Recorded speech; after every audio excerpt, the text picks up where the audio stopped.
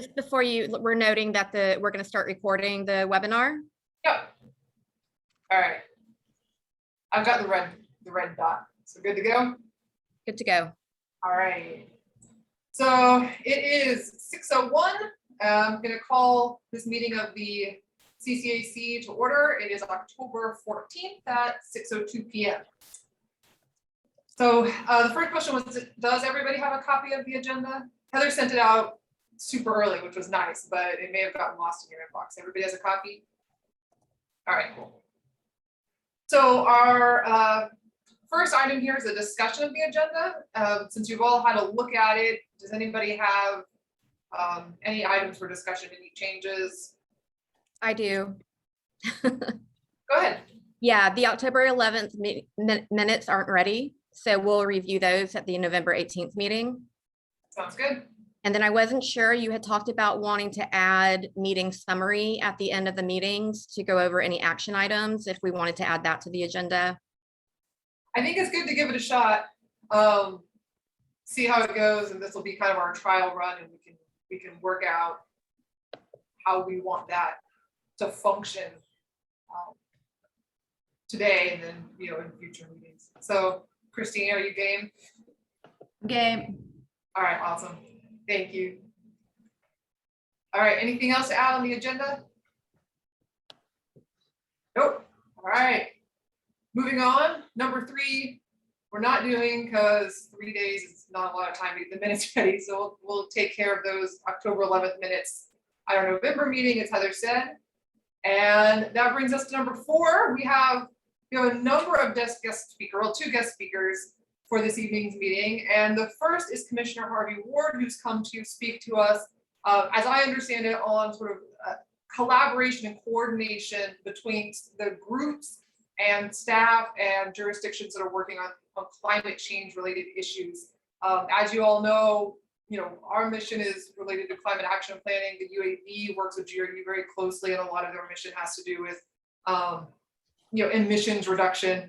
And then we have city, county, and GRU. So that's something that we certainly struggled with, and I'm really, really glad that Commissioner Ward is here to speak to us about that and kind of putting together a game plan for how we can move forward in a really productive way. So Commissioner Ward, the floor is yours. Thank you so much, Madam Chair, and everyone for your time. I'm going to try not to take up too much of your time this evening, but I want to apologize to you for not having done exactly what I'm doing now months ago. I think I took for granted, and I think some of my colleagues took for granted, that everybody understood exactly the playing field we were working with administratively. So I want to try to make sure that everybody is understanding. And the first thing that I would like to convey is that I believe, maybe naively, but I really believe that all the staff that are working on this are serious about it. I know I am. I'm terrified of what we face if we don't take action. So I want to be really clear about that. But I want everyone to recognize that we're working with at least 2 separate directly elected commissions here, the Gainesville City Commission and the Alachua County Commission. And in addition to that, we have sitting above us, watching to make sure we don't do too much, the Florida legislature, who puts all kinds of fences around what is possible here. There's no question in my mind that everyone on both of our local commissions is very serious, that we want to get good things done. Working under the purview of both those elected commissions, we've got at least 3 sets of staff. County staff works very hard on the things that they have control over. City general government staff works very hard on the things that they have direct control over, which is quite a lot. And then GRU staff is really the big bat that can be swung in all this, because that's where the emissions are. That's really where the magic can happen on what we can control locally. they're also working hard. They work from a very different position than most than the other two staffs, and really than the commissions do. But I want to remind everybody that the GRU has worked very hard over the past decade to create a situation where we're doing more renewables than our peers are by quite a lot. And they didn't want to begin with. That was not a situation where everybody looked at each other at the utility and said, let's get this done. It's been a push. And some of the reaction that you've seen has been the result, frankly, of people who changed their thinking and put themselves in what they thought was doing a good job, to then be told, well, you're not doing anything at all, which wasn't true. But they didn't know how to communicate that back to your committee. Coming back to your committee, I want to remind you that, as most of you know, the Utility Advisory Board under the Gainesville City Commission has been in existence for several years now and is asking many of the same questions that the CCAC is asking. So when the CCAC and the UAB separately ask essentially the same questions, and then the County Commission asks those questions, and then the City Commission asks those questions, all to the same set of staff at GRU, they're pulling their hair out saying, we already answered this question twice. Why are we answering it a third or a fourth time? I'm sensitive to that, and I want to try to get everybody, we're not going to break out of our silos, but we can work in the same vacuum instead of working in multiple different vacuums.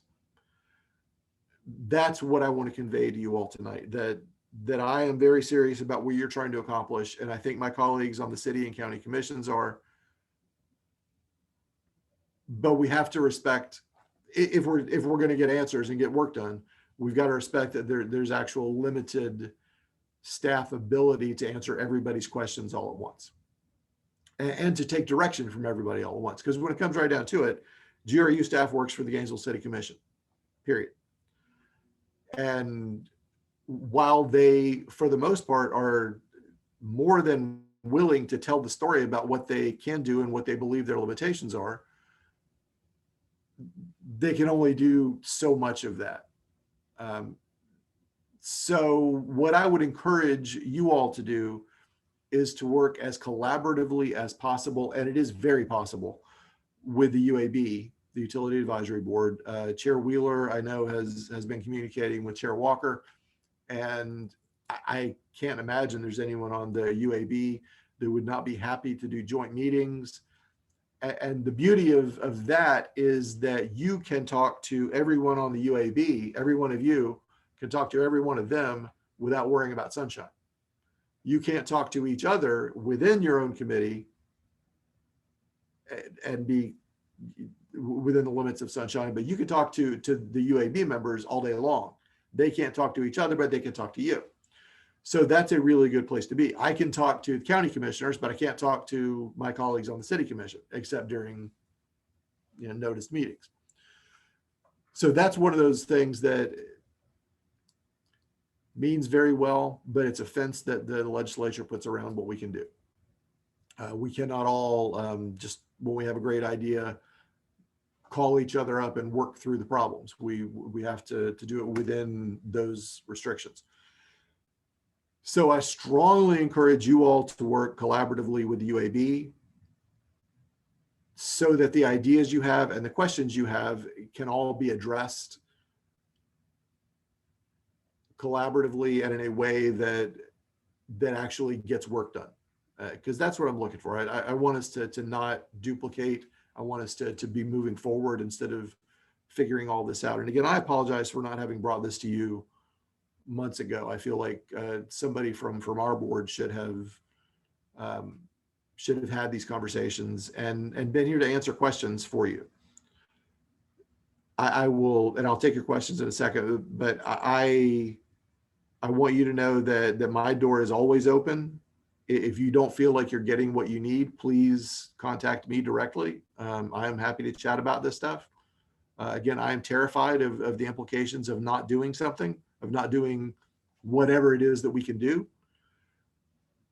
But I also know that there, I don't want to say there are limits to what we can do, but what we do must be done methodically and with lots of realities in mind.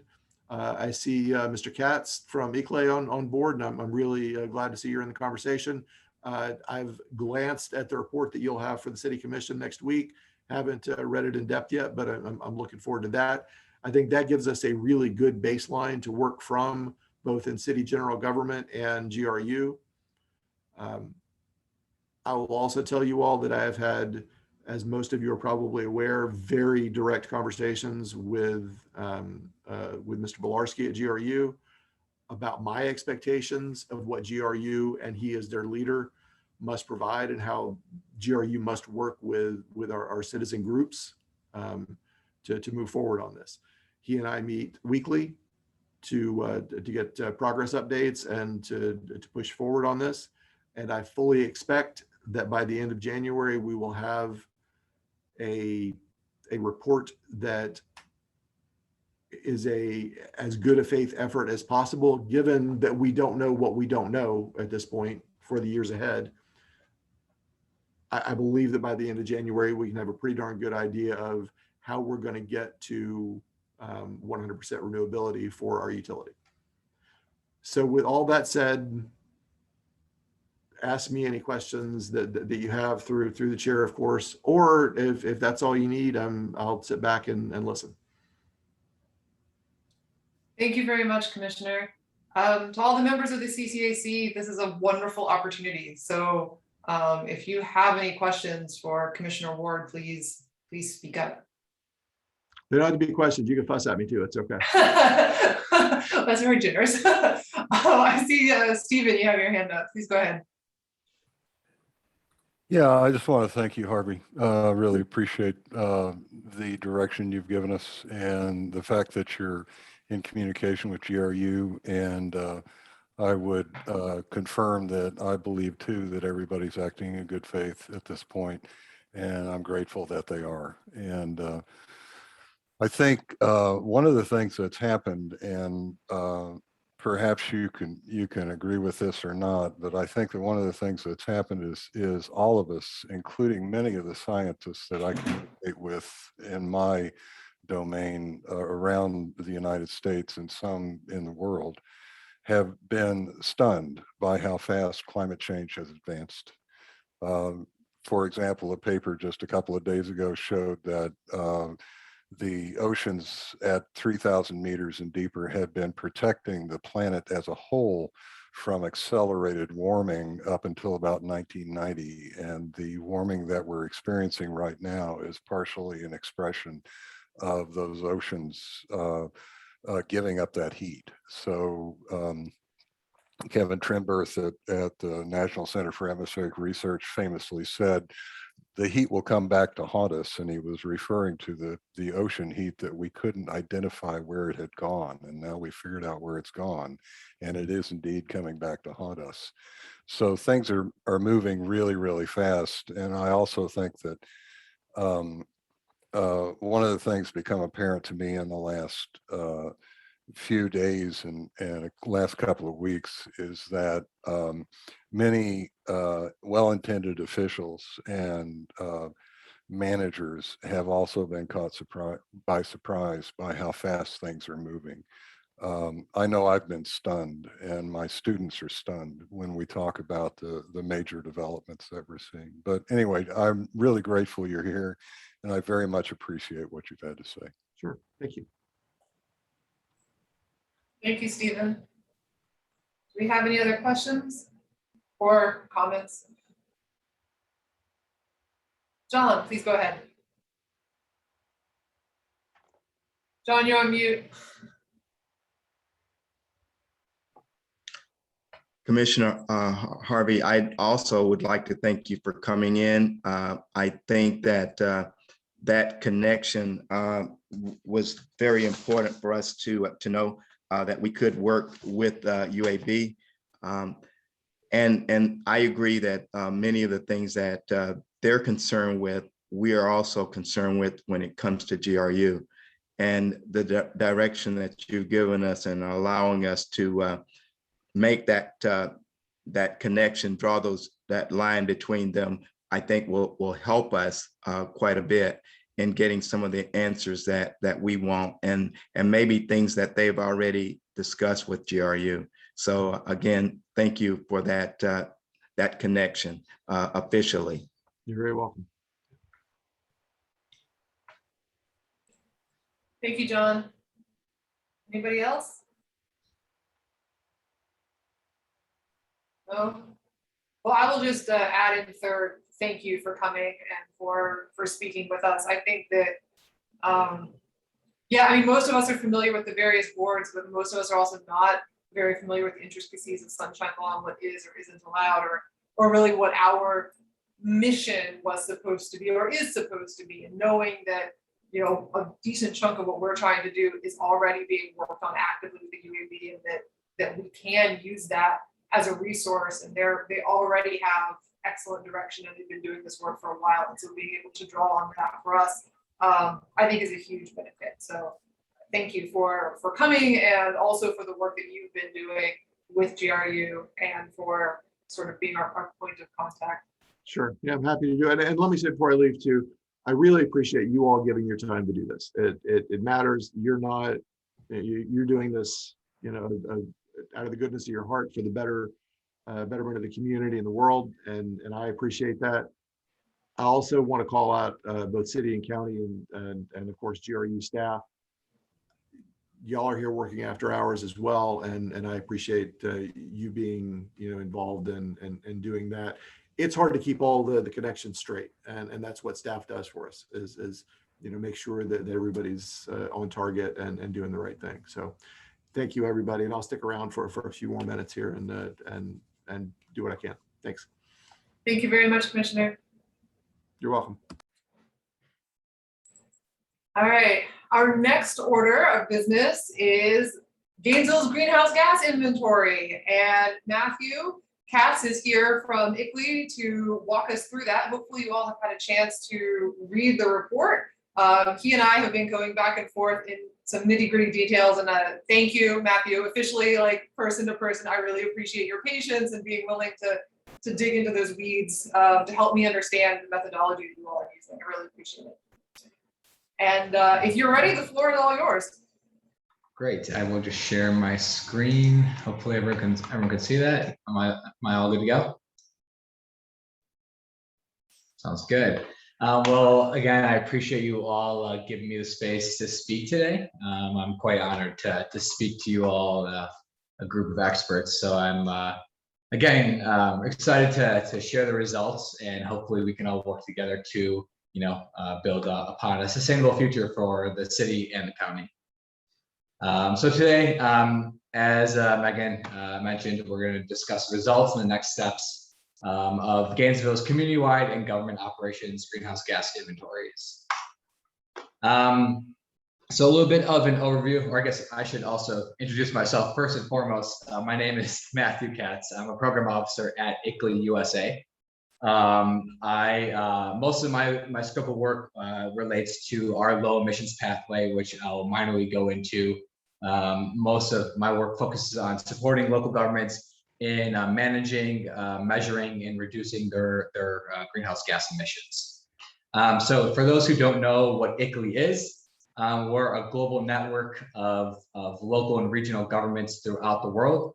We're actually in right now, we're actually in 24 global offices across the world. We're active in over 125 countries with just over 2,500 local and regional governments. We're supporting those 2,500 local and regional governments, all of which are committed to urban sustainable development. We try to influence sustainable policy, but also drive local action for our various pathways, which you can see are low emissions, nature-based, equity, community resilience, and circular economy. And this just goes to show you the our outreach, our network within the United States. Again, our office is strictly bounded by the United States. This is actually pretty recent, but not updated to the full extent. So we do have more than 325 members in 45 states. I believe right now, actually, we are at 48 states at this point. But our members consist of local governments, regional affiliates, because so those can be a group of counties or local communities, sovereign nations and tribes, as well as educational or cultural institutions. So just want to show you our network there. And just to let you know, I want to mention that I'm looking at my larger screen so I can actually see my presentation. So I'm just want to let you know I'm not looking directly at the camera.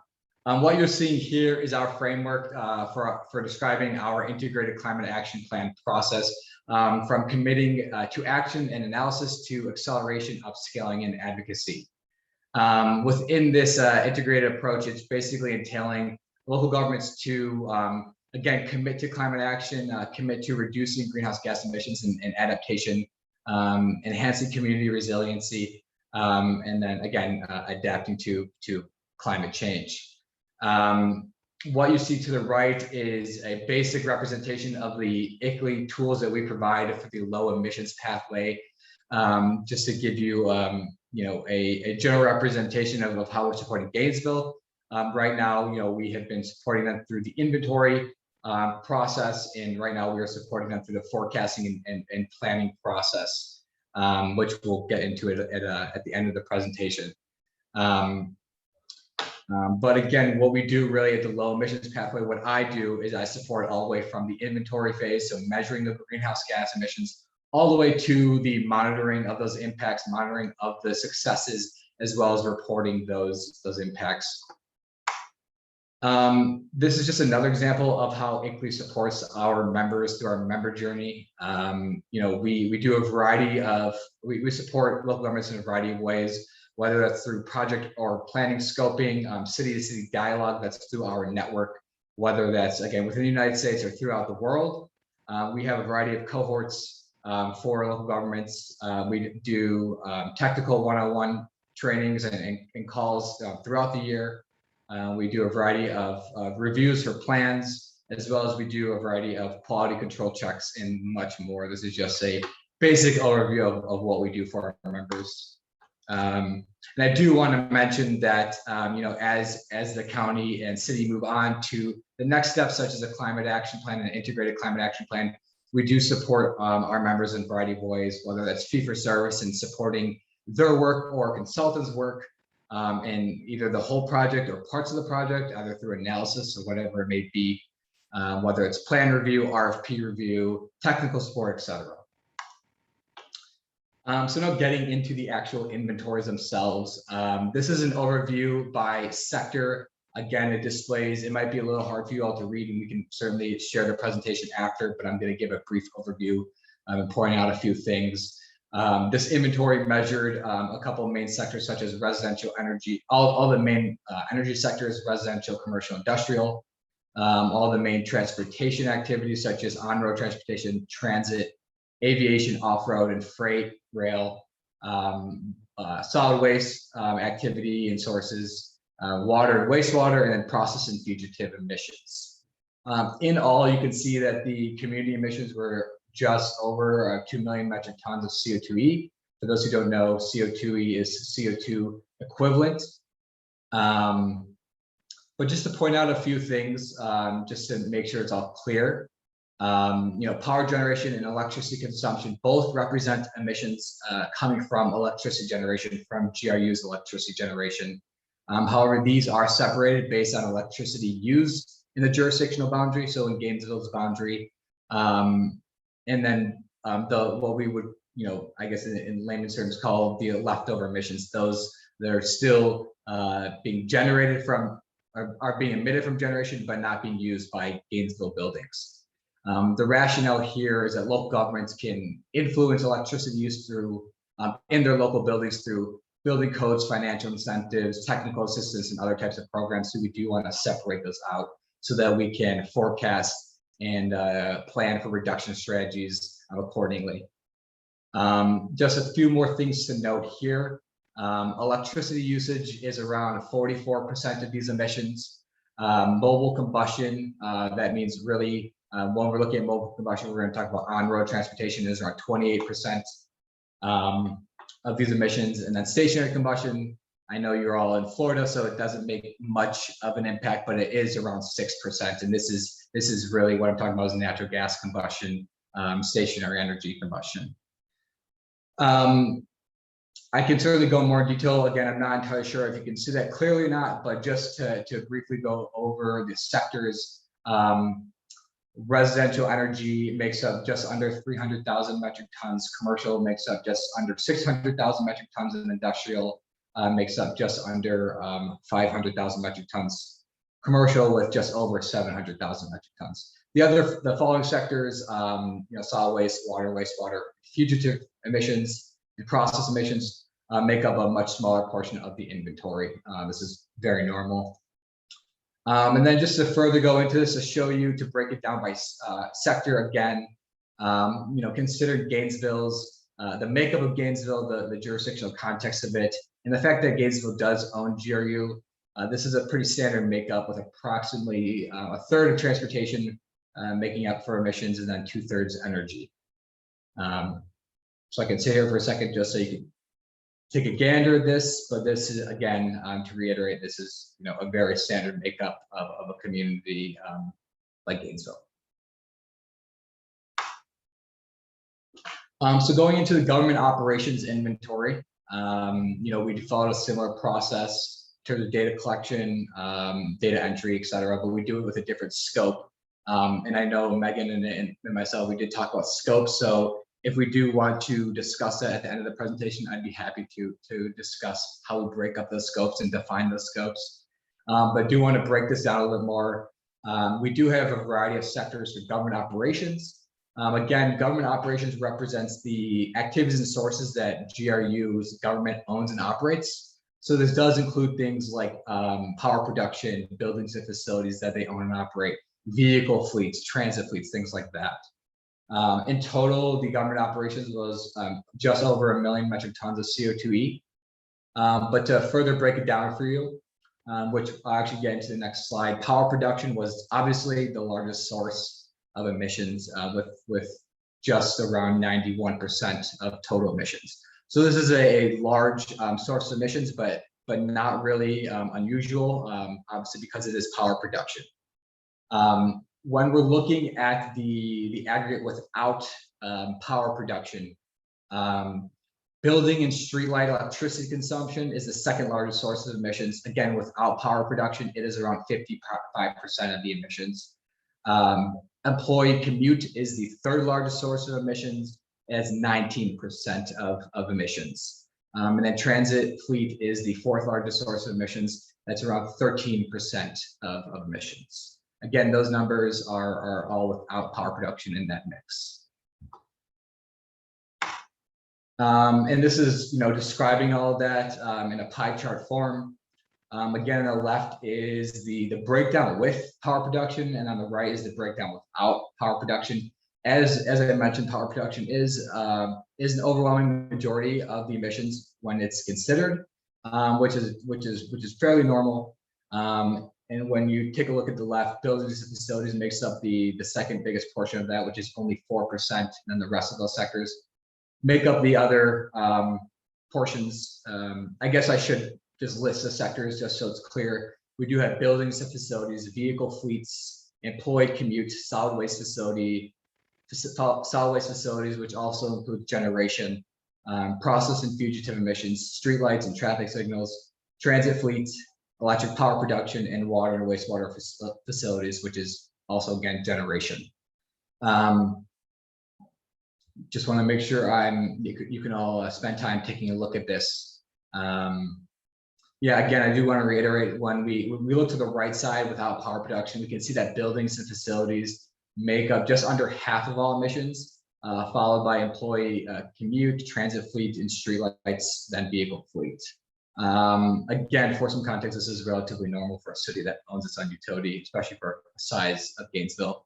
I do also want to make it clear, which I assume most of you know as experts in the field or experts in related fields, that the buildings and facilities minorly represents stationary energy combustion, but overwhelmingly represents electricity consumption.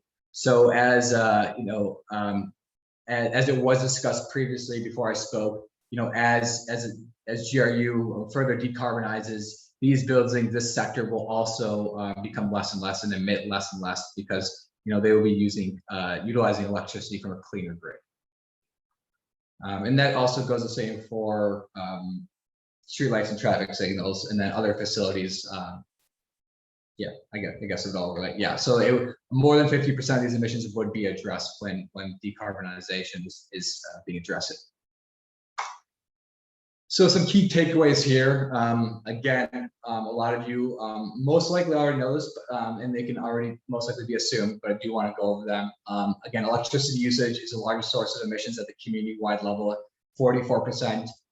There are great opportunities, economic, climate, and social opportunities and benefits through energy efficiency, grid decarbonization, and renewable procurement. Mobile combustion, meaning again, on-road transportation, is the second largest source of emissions, just under 30%. Gainesville does have an excellent opportunity to leverage community-wide vehicle electrification and alternative transit options. One of the reasons being that they do own their own transit agency, so this is a great opportunity.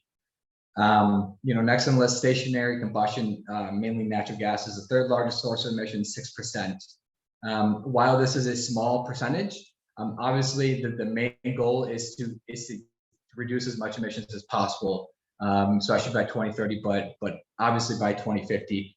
So electrifying all stationary fuel combustion will reduce those emissions and also reduce your reliance from stationary fuels altogether. I do also want to mention the last two bullet points, that given the great potential for renewable energy within the state of Florida and within your area, when combining renewable energy with electrification and energy efficiency, Gainesville would greatly see enhanced greenhouse gas mitigation. Obviously, as we've alluded to, this potential comes from GRU being municipally owned. So this can be through decarbonization and the geography, distributed solar and the ability to procure. And last but not least, we don't want to forget about the waste sectors. There's obviously great opportunity to improve recycling and composting programs to remove those greenhouse gas emitting waste types from waste streams. Obviously, those are smaller percentages of the inventory, but we do want to address those as well. Key takeaways for government operations. A lot of these are actually very similar, obviously, because government operations is just a subset of the community-wide inventory and community-wide activity as a whole. But electric power production is the largest source of emissions, 91%, as I mentioned. Given that GRU is municipally owned, again, there's a great opportunity for decarbonization. Building a streetlight electricity consumption, as I alluded to before, is the next largest source of emissions, with over half when power production is taken out.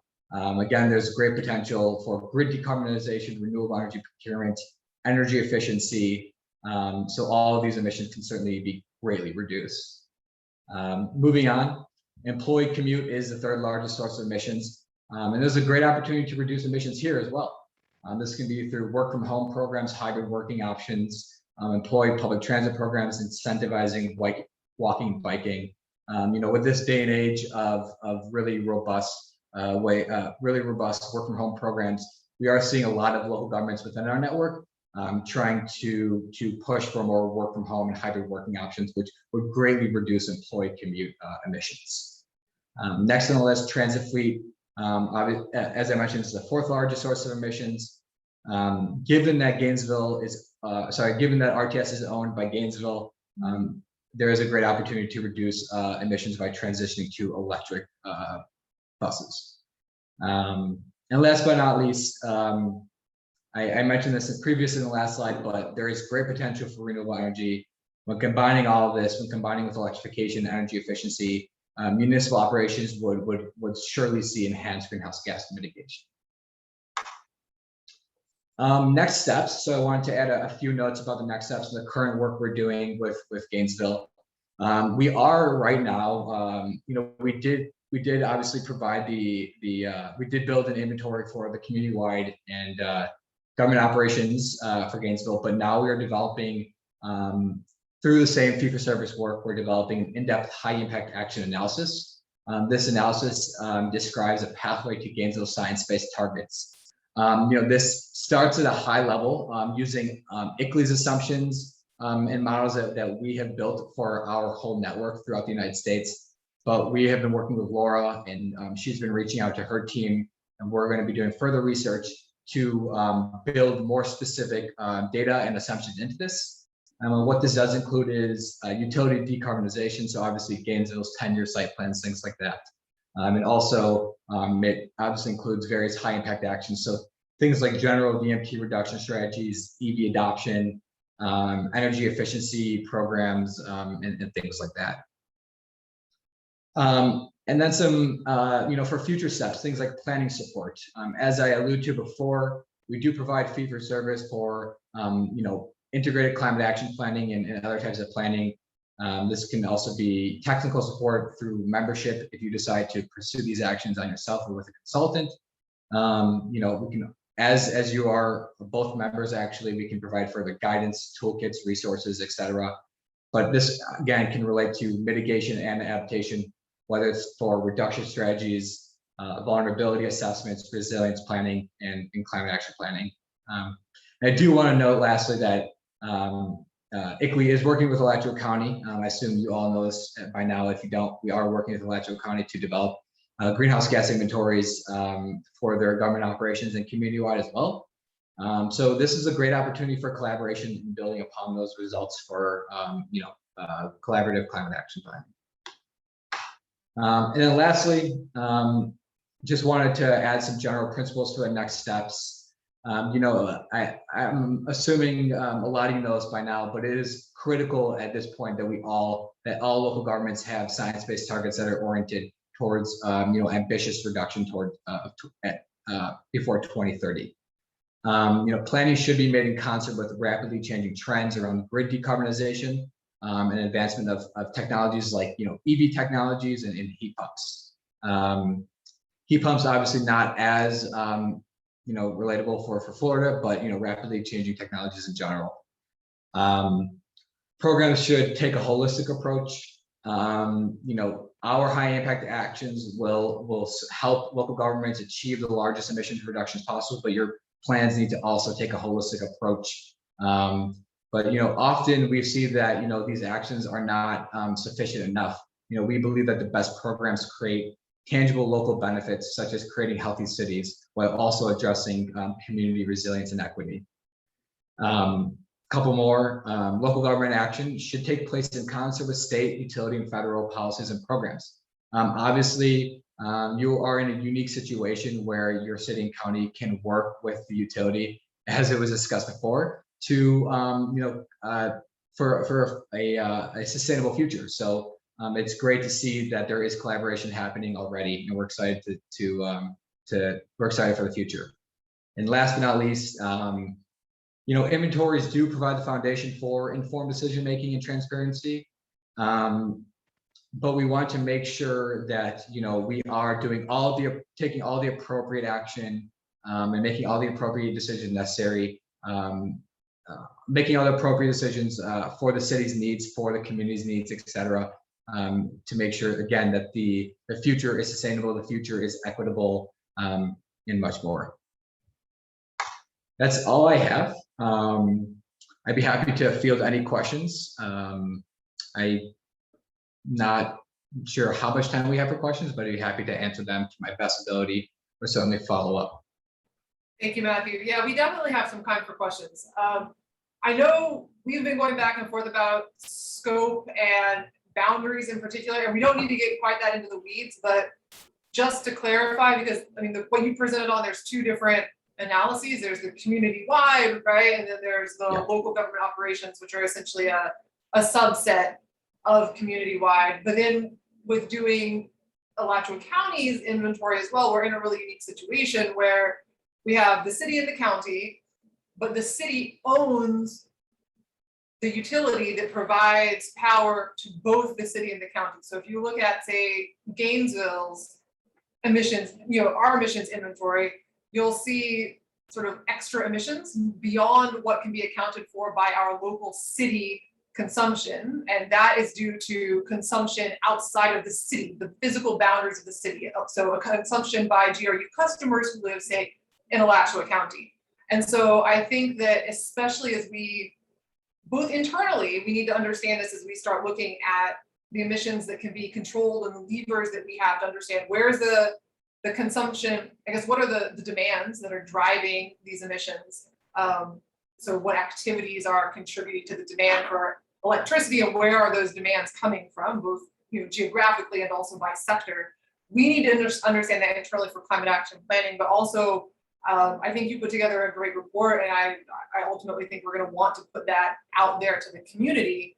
And especially when it starts to go to the general public, I think we need to be really clear about what the boundaries are, defining the boundaries and defining, the scope, what emissions are actually being accounted for. So I don't know if you want to give a little bit more clarity about that, especially, I guess, how you're planning to allocate emissions when it comes to City of Gainesville versus Alachua County. And whether GRU is going to be considered something that gets its own footprint, or if GRU is going to be, for lack of a better word, a sort of a pass-through entity where the emissions will be allocated to the end consumer who's using that electricity. And just kind of looking for more clarity on how y'all do that. Yeah, certainly, it's a good question, and I can try to unpack that all. So yeah, I can certainly walk through that approach. First and foremost, and again, I can clarify the scopes as well. But I do want to clarify, I don't know if you use the terminology. I know, Megan, we've been emailing back and forth about like the leftover emissions. I do want to mention that, the difference between the electricity consumption related emissions in Gainesville's inventory are ultimately from electricity generation, but just associated with the buildings within the jurisdictional boundary. However, those leftover emissions, as you alluded to, again, can relate to buildings, et cetera, outside of Gainesville's boundary, but can relate to other buildings within the county. Those are still in the inventory, again, because one, Gainesville does own GRU. So we wanted to make sure they took, we spoke with Gainesville representatives, and they did want to take ownership of those emissions. So ultimately, when you look at in the future, as say GRU decarbonizes and their emissions are less per year, those emissions would also decrease, as well as the emissions from electricity consumption. To address the scope question, within the community-wide inventory, it's based on locational boundary. So like scope 1 obviously would be direct emissions within the boundary. Scope 2 is all indirect emissions from purchased energy. So this could be electricity, et cetera. Scope 3 is all indirect emissions. So this could be exported waste out of things that are out of boundary, such as cross-boundary transportation, et cetera. When we look at government operations, it's a little bit different of a view on that scope. It's not about the location. It's more about the ownership and the operation of the government. So scope 1 is really activities and sources owned and operated by the government. Scope 2, again, is those indirect emissions from purchased energy. And then scope 3 is activities that are contracted or exported out. So this similarly can be from waste generation that's exported to say another county's landfill or a city's landfill. This can also be contracted services, say if the city or county, or say the county, were to hire a contracted transit service, something like that. So that's really, a basic overview of the boundaries, or the scopes rather. In terms of, a long-term approach to how we would go about planning for these reductions, I think that was what you were asking about. Not so much those. I'm trying to understand what the boundaries of these GHGIs, these inventories, are going to be once we have Gainesville and Alachua County. So like, for example, specifically those leftover emissions, those are like total emissions from GRU, right? Minus the part that can be accounted for by city of Gainesville physical boundary electricity consumption, and there's like Yeah, a third of the total emissions coming from GRU are those leftovers that you can't be accounted for by electricity consumption within the boundaries of the city. So it sounded like you said that you had talked to some of our leaders here in Gainesville who said that they wanted to own those emissions. But I guess my question is that once you perform the greenhouse gas inventory for Alachua County, I imagine that a fairly substantial portion of those emissions are actually, we're going to find out that those emissions are due to electricity that is being consumed by residents or buildings or commercial entities in Alachua County. So in that case, does Gainesville still own them as leftover emissions in our inventory, or do those emissions get reallocated to Alachua County? In other words, who owns the emissions? The people, the entity that generates it, in this case GRU, or the entity that is responsible for consuming the product that is responsible for those emissions? In other words, the electricity.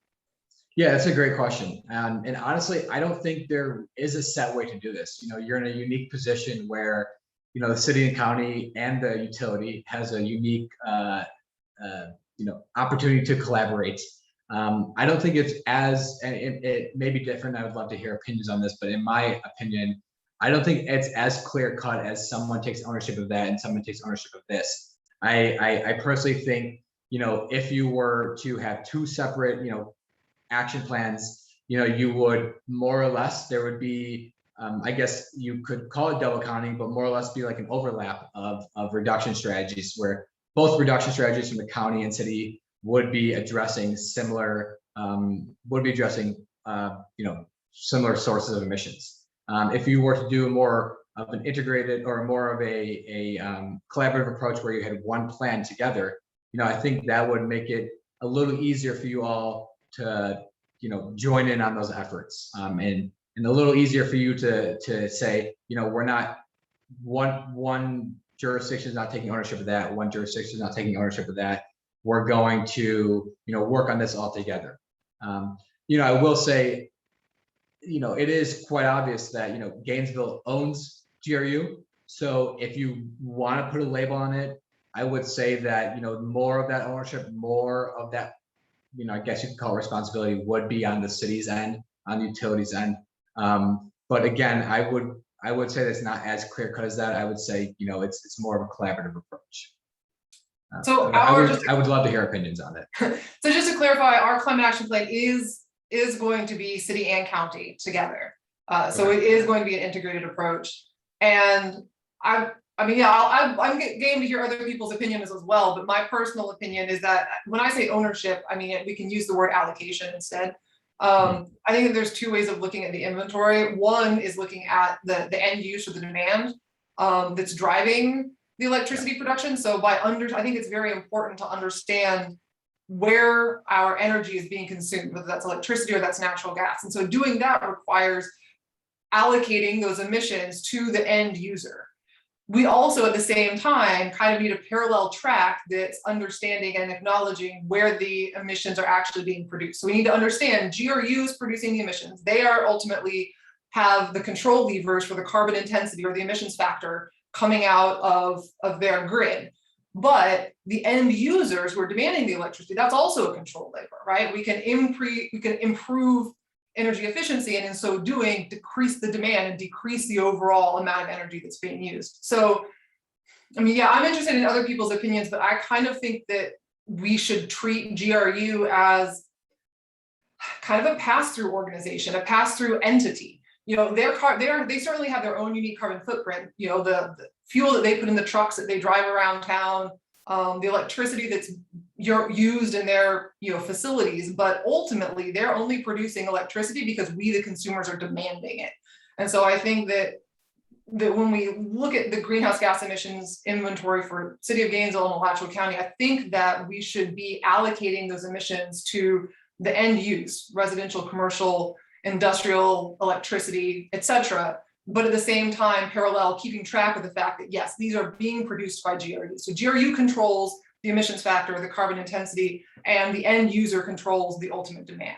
But that's my opinion. I'm obviously interested in what other folks have to say, but I just think that it's important at this sort of beginning phase to really define the boundaries and really understand how we're going to look at it. Because having any overlap is going to get really complicated for us when we start trying to put together that integrated approach. So we kind of need integrated greenhouse gas inventories in order to put together an integrated climate action plan.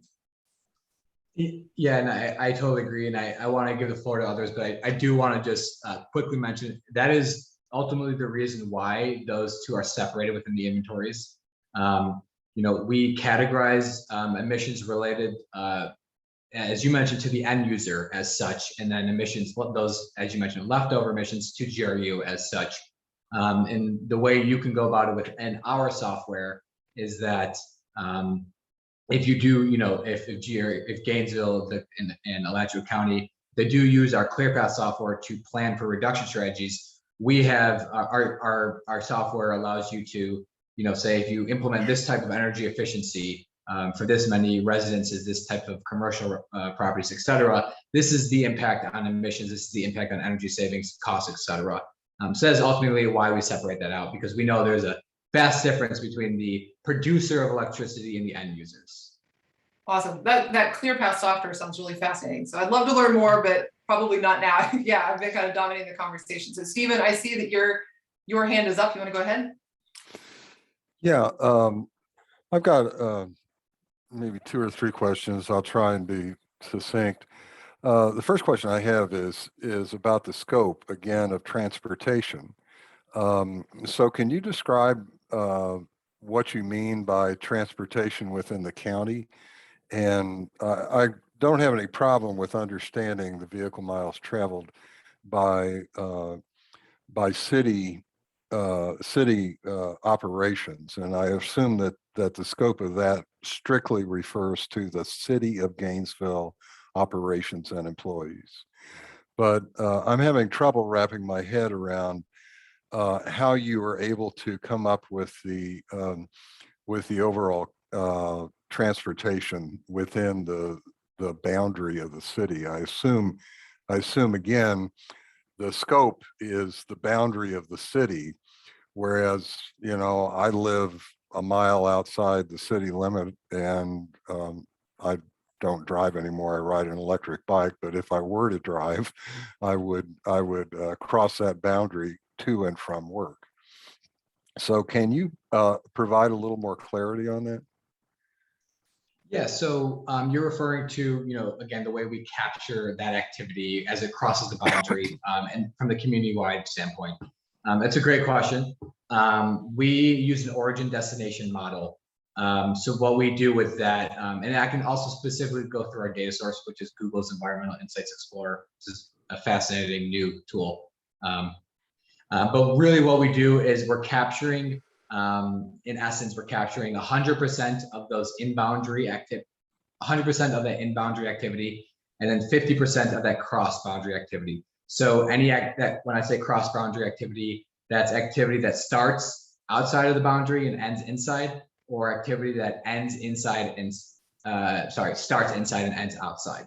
And the reasons why we do that is to abide by all of the protocols, such as the Common Reporting Framework from GCOM, the GPC, all the greenhouse gas protocols. So if I can interrupt really quickly, that you're following protocols that are set by larger organizations, and ICLEI is adhering to those protocols.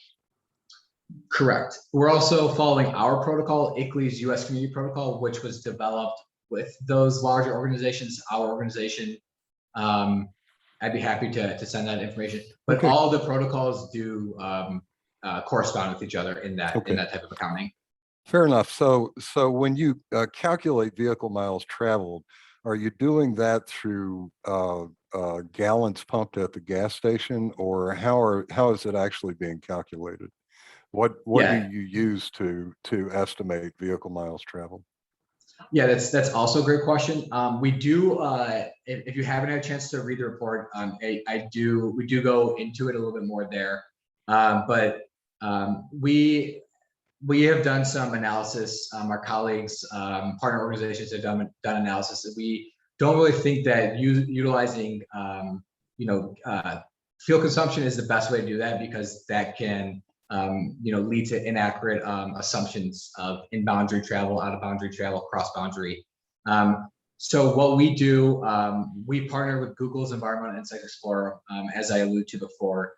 They have a new tool. Sorry, I've been mentioning a lot, but EIE is their new tool. What they do is they model transportation activity.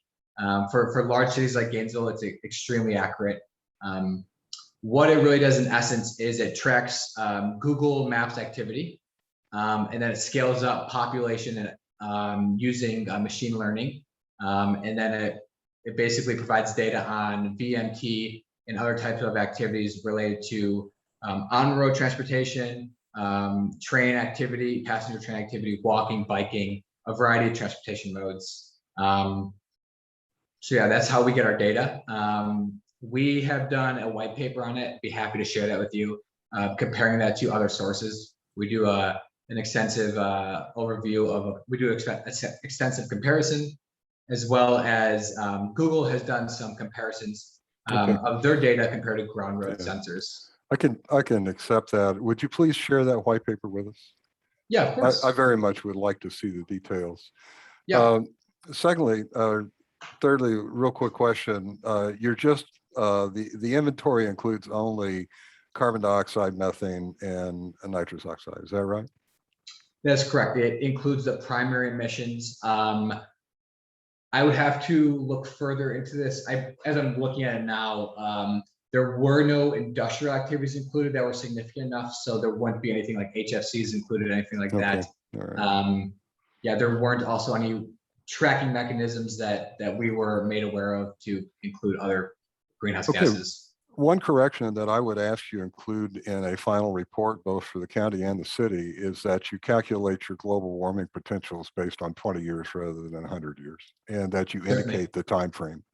Because right now there's no time frame indicated, and it is misleading to think that the global warming potential of methane is 28 relative to CO2. It is over 100 years, but it's actually 84 to 86 over 20 years, which is far more germane to what we're working with here and trying to understand how we can reduce emissions. So, and could you give, and this is my last one and I'll shut up. Thank you for your patience with me. What are some examples of stationary combustion in your inventory? What are some concrete examples? In the Gainesville inventory, stationary combustion, that 6% really just represents, I would say, as I'm looking at it, represents commercial natural gas furnaces, things like that, very minor amounts. So would that be a generator at a hospital, for example, or something like that? Yes. Well, so we get the natural gas consumption data directly from GRU. So if the GRU representative wants to speak in more detail about that, that'd be great. We, because of privacy reasons, we only get the data in terms of therms consumption. I see. Okay. All right. Yeah. Thank you very much. Really appreciate it. I do want to add to that really quickly, just to answer that global warming potential suggestion and question, that I certainly do agree. Right now, our standard is 100 years, just because that's been relatively normal throughout the partnership organizations throughout the last decade or so. However, with the new IPCC report, we are, well, we are realizing that we need to, we obviously need to adjust given the circumstances. I will say that we as ICLEI are doing updates to our protocol. Our first updates in the last, I think, 5 years. It seems like you know a lot, and I know this is I guess a small little conversation, but if you would like to be part of our committee, our stakeholder groups for our protocol update, we'd be happy to have you. Sure. I might, I'm spread pretty thinly, but anyway, thank you, Matthew. I really appreciate your report. Right. Thank you for your questions. Thank you, Stephen. Do we have any other questions for Matthew? Nope. Going once, going twice. All right. Matthew, thank you very much. Thank you for being patient and answering our questions that are in the weeds, and also providing a really nice high-level overview of the inventory. And We look forward to working with you on and hearing the results of the county inventory. And so one other follow-up question, I guess, is you guys are you already signed on to do any sort of like vulnerability analysis or adaptation work with the city or the county? We are, not to my knowledge, we're not doing any vulnerability or resilience related work. Not to my knowledge, no. Can you, and when I say can you send us, I mean specifically will you email Heather? And when Stephen asks for papers, that also means please email Heather. But can you send us some information about the sort of work that you do on adaptation and resilience? What can ICLEI do in that regard? Because that's something that we are also concerned about doing and working on as well. So just kind of knowing what you all might be able to help with if that looked to be a good course of action would be very useful. Certainly, I can certainly do that. Be happy to. Awesome. Thank you. Yeah, no problem. I thank you all for the time. Was an honor sharing it to you all, sharing the Thanks very results much. to you all. We appreciate you. Feel free to stick around if you want, but if you want to drop off, totally understand. Sounds good. Well, I am gonna drop off, but I hope you all have a great rest of your night. Thanks, you too. Bye-bye. Bye. All right, CCAC, as very rarely happens, is actually at a natural pause right at 7 o'clock. So if everyone's game, we'll take our traditional bio break for 5 minutes and then join back up for the rest of our agenda. So I'm showing 7:03, so we all show back up here about 7:08. Thank you.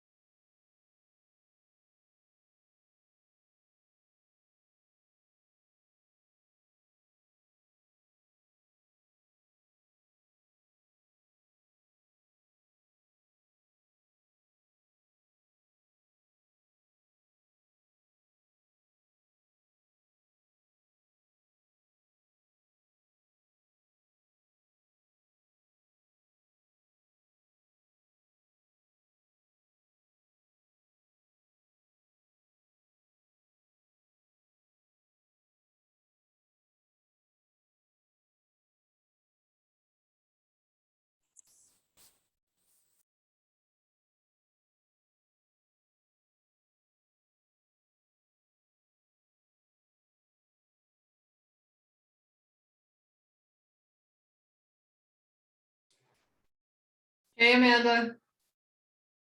You ready to go? Yep. All right, cool. We'll wait till everybody gets back. Okay.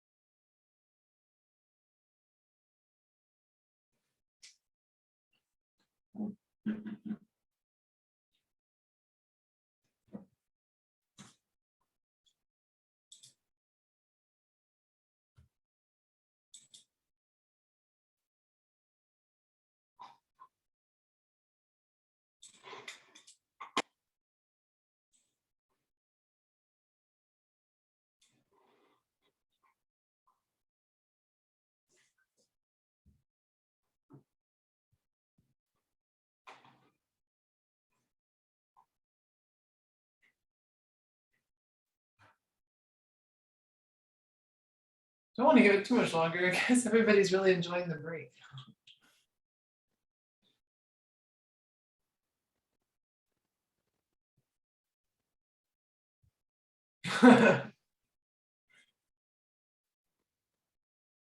Zoom fatigue can set in pretty fast. Gotta step away from the screen. All right, well, it looks like we have just about everyone. Hopefully Stephen will join us here in a minute.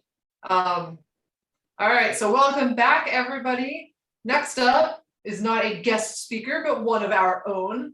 Amanda has put quite a lot of work into drafting an outline of the waste component for the climate action plan and is going to present that to us, the work that she's done. And I guess, are you also looking a little bit for feedback from us on the trajectory? Sure. Yes. Yeah. All right. Well, Amanda, the floor is all yours. Okay, great. Thank you all. I'm going to share my screen, and I really appreciate being able to suggest this direction for this part of the climate action plan. And what I gave to you guys was really just a rough outline. Definitely a lot more work needs to go into it. It is the waste section of the climate action plan, but I'm suggesting we call it resource consumption and discarded material, just to put that spin on it that we always do in zero waste. Just, we always talk about how everything are resources and they should be valued. So I just started it out like that.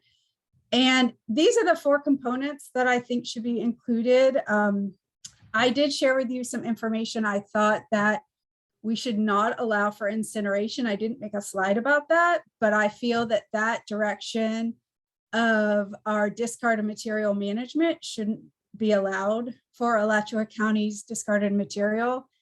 We were joking about the Alachua County Comprehensive Plan on Monday night, which I have not read, but I believe in there right now that plastics aren't allowed to be combusted in Alachua County.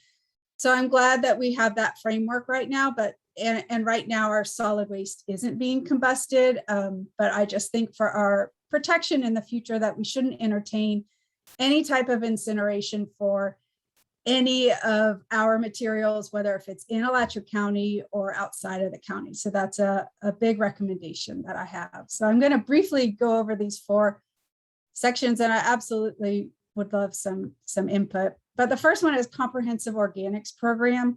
So this really is a big deal for many, many reasons. And what I'm going to talk about, the points really intersects with a lot more that needs to be discussed as far as climate. And I'm not talking about everything. I'm just talking about a section, which we do call comprehensive organic program. And basically it means that we want food waste reduced and we want proper management of it. So that includes edible food rescue from food generating businesses, and policies that get all of our food and other compostable organic material out of the landfill. for my work, I do scenario planning with the EPA WARM tool, and I also use their factors to do some scenario planning with zero waste community planning.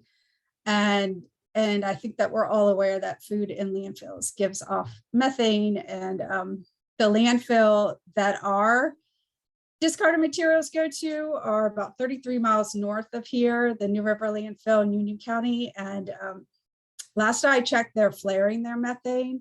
I visited it in 2019. I planned to go in 2020, but then COVID happened. So I haven't been back to check, but I have been in touch with them. And last I checked that they were flaring their methane. But a comprehensive organics program, it can encompass so much more with our food systems. But these are just the major point that zero waste really intersects, is the edible food rescue and keeping the food out of the landfill through composting programs. And we really follow the food recovery hierarchy. This is the EPA one. The Institute for Local Self-Reliance also has a food recovery hierarchy. And I'm sure you guys are aware with hierarchies, but the top areas where you want to put most of your effort in. So this is what we follow with zero waste programming when we're talking about organics, is source reduction, then feed hungry people, feed animals, and then composting. And we don't do a whole lot of that in Alachua County. We do some of it. There are some amazing rescue programs for food from grocery stores and restaurants, but it just needs to be scaled up. And to be honest, throwing away excess edible food and non-edible food scraps is incredibly easy to do. Composting all of them is the next easiest thing to do. And there's a new program in one of the middle schools here in Gainesville where the middle school students are actively diverting their food scraps after their lunch and they're composting them. So that is pretty exciting that that's happening. It's a lot harder to reduce the excess food and then get it to hungry people, get that edible food.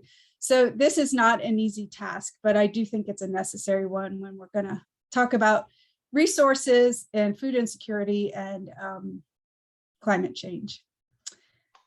The next one is just enhancing the reuse economy. And this includes so much repair and share and deconstruct. And basically we need to capture all of the discarded durable and non-durable goods. We need to keep them in use. We need to keep them in use longer by repairing them. We need to enhance the share economy. And a lot of that, it can be tool lending libraries and libraries of stuff. So maybe you don't all need to own certain yard equipment or other things, where instead we could just check them out. Deconstruction is a pretty awesome thing that I think we should all advocate for. And this really is two things, and also does intersect with other possible parts of a climate action plan. But with deconstruct, I'm talking about if buildings need to be torn down, but just preserving those resources, the doors and the windows, the stuff that can be reused. But also deconstruct is the stuff that is in our economy. For example, a chair that just can't be used anymore as a chair. It's been used and then used again. It's been repaired and it's just in disarray. So we really need to deconstruct the chair for those resources like the wood and the fabric, and maybe there's metal in the chair, and use those resources as the feedstock to make new chairs or something else new.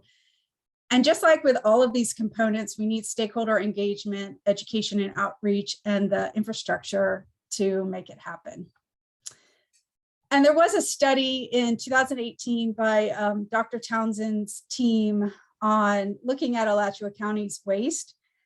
And this study showed, just from a visual observation, that 48% of what this person observed being discarded on the tipping floor at the Levita Brown Environmental Park and Transfer Station was reusable. And this was bulky stuff, like you think of furniture and mattress and durable goods. And they estimated that 52% of what was observed was not reusable. And I have two arguments with this. If you haven't been to the Repurpose Project, you should go, because a lot of what people think isn't reusable ends up at the Repurpose Project and actually is reusable in a variety of ways.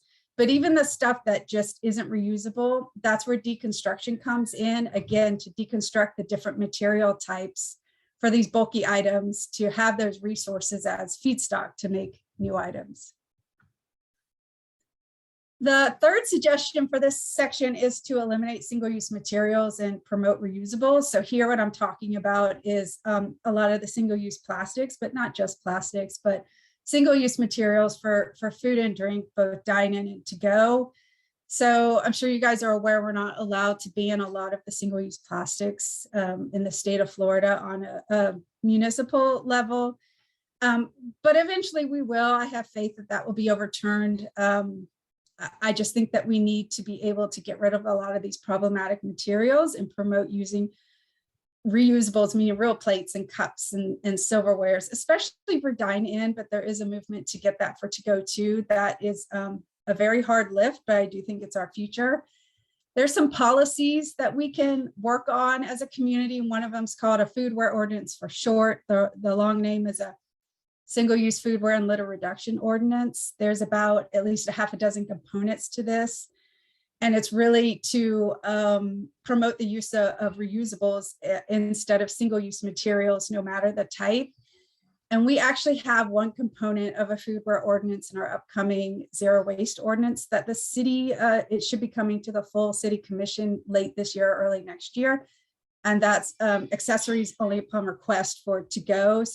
So restaurants won't be able to just throw in plastic utensils or napkins or ketchup packets. You're going to have to request those. And that's one component of a foodware ordinance. And we can do this piece by piece. But this section also requires a lot of education and outreach. And, you know, when we throw away plastic and it goes to landfill, it doesn't contribute a lot of greenhouse gases at all when you do the modeling for that. The greenhouse gases just come from the transportation, the trucks, to get it up to the landfill. But the point of this is to reduce a lot of the points of zero waste in general is to reduce the greenhouse gases upstream. So during resource extraction and production and manufacturing. So a lot of the single-use plastics are made in Louisiana and along the Gulf Coast. And those aren't our direct greenhouse gases, but I do think we should care about those greenhouse gases and the other pollutants that are released there along the Mississippi River to produce the single-use materials that we consume and so many people consume around the country. So it's a social justice and environmental justice issue, as well as a climate change issue. And the fourth thing is really to recycle right. And this is number 4 on purpose, because recycling should not be the first avenue we go towards when we're talking about climate change mitigation with zero waste, but it absolutely is a huge component. We do see that emissions are saved when, for example, we recycle our glass, and that little bits of glass, which are called cullet, go back to the bottle manufacturer and they turn new bottles. They turn the cullet into new bottles. There are greenhouse gas emission savings for that closed loop system that we actually do have here in Florida. We need to promote that more and more. And just like when I talked about the deconstruction with our durable goods, when we recycle right and get these materials and resources to the mills that will recycle them, that becomes the feedstock to make new products and packaging, so less raw materials have to be extracted from the earth and transported. So that's really the main part of it. And I wanted to share the Alachua County waste composition that Dr. Townsend's team put together. They did this recently in 2020 and 2021. So this is the composition from all the waste from Alachua County going to the New River landfill. And you can see a lot of it is recoverable. There's no reason that we should be sending so much paper to the landfill. The metal and glass, it just shouldn't be going there. The food, the yard debris isn't a lot. We're pretty good about that. Miscellaneous has a lot of the bulky goods in it. And if you guys are interested in this PDF report or the bulky study, I can get those to Heather if you want to read them and haven't. But my point is we're sending a lot of good resources to the landfill as a county that are recoverable, that have markets, and that it will do a lot to help climate change mitigation if we can get these out of the landfill and instead reuse these resources. And this is my last slide, just saying again that these points that I'm putting forward really do overlap with other things that should be in a climate action plan, like sustainable food systems. There's so much more to food, like buying local and having food access in the supply chain. And then sustainable building requirements that should be part of a climate action plan. And it would intersect with the deconstruction that I mentioned. So I think that this is not all inclusive, and I'm not exactly sure how they will intersect in a climate action plan, but I'm just very aware that they will. So that is it. Thank you, Amanda. For the rest of the CCAC, if you have any questions for Amanda, please raise your hand. Stephen, you're very quick on the button.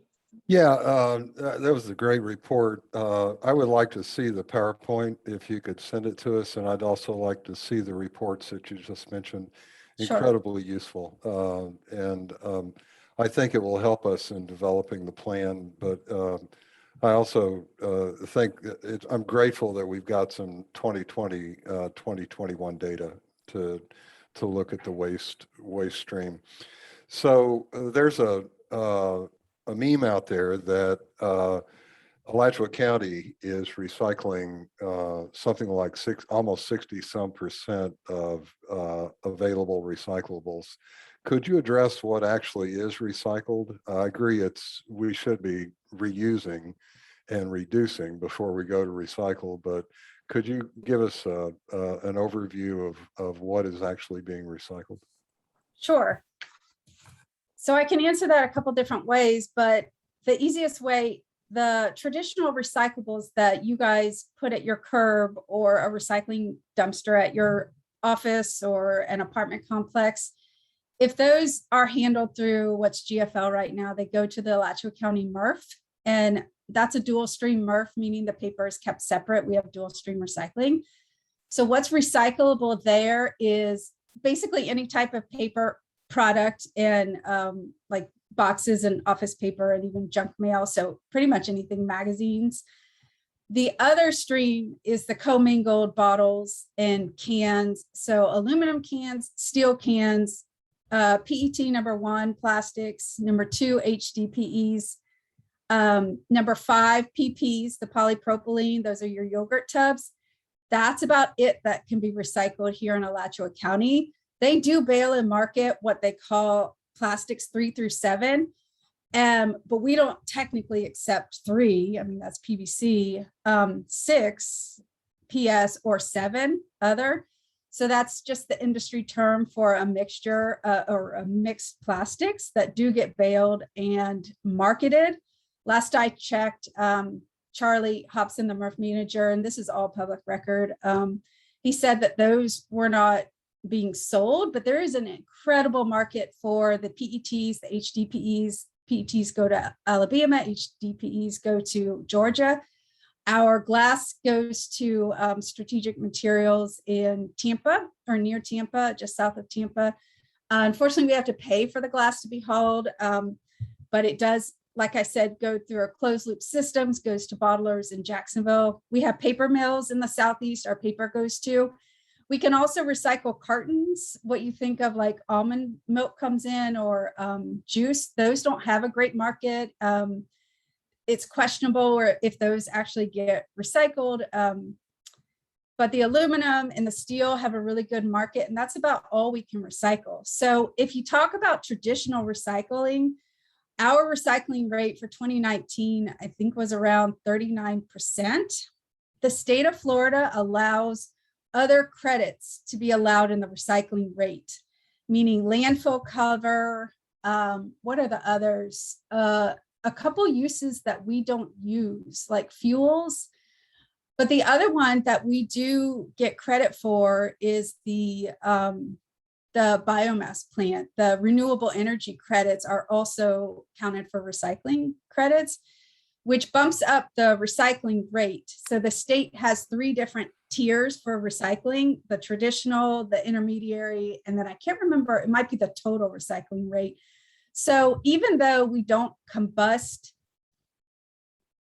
solid waste or recyclable, we don't combust trash, there are still renewable credits that are allowed. I think it's kind of double dipping, because we're allowed to report those for renewable energy, but we're also allowed to report them for our recycling rate. So I really just stick to really studying the recycling, like the traditional recycling rate, which is not bad. There's much room for improvement, and it's been higher in the past and gone down.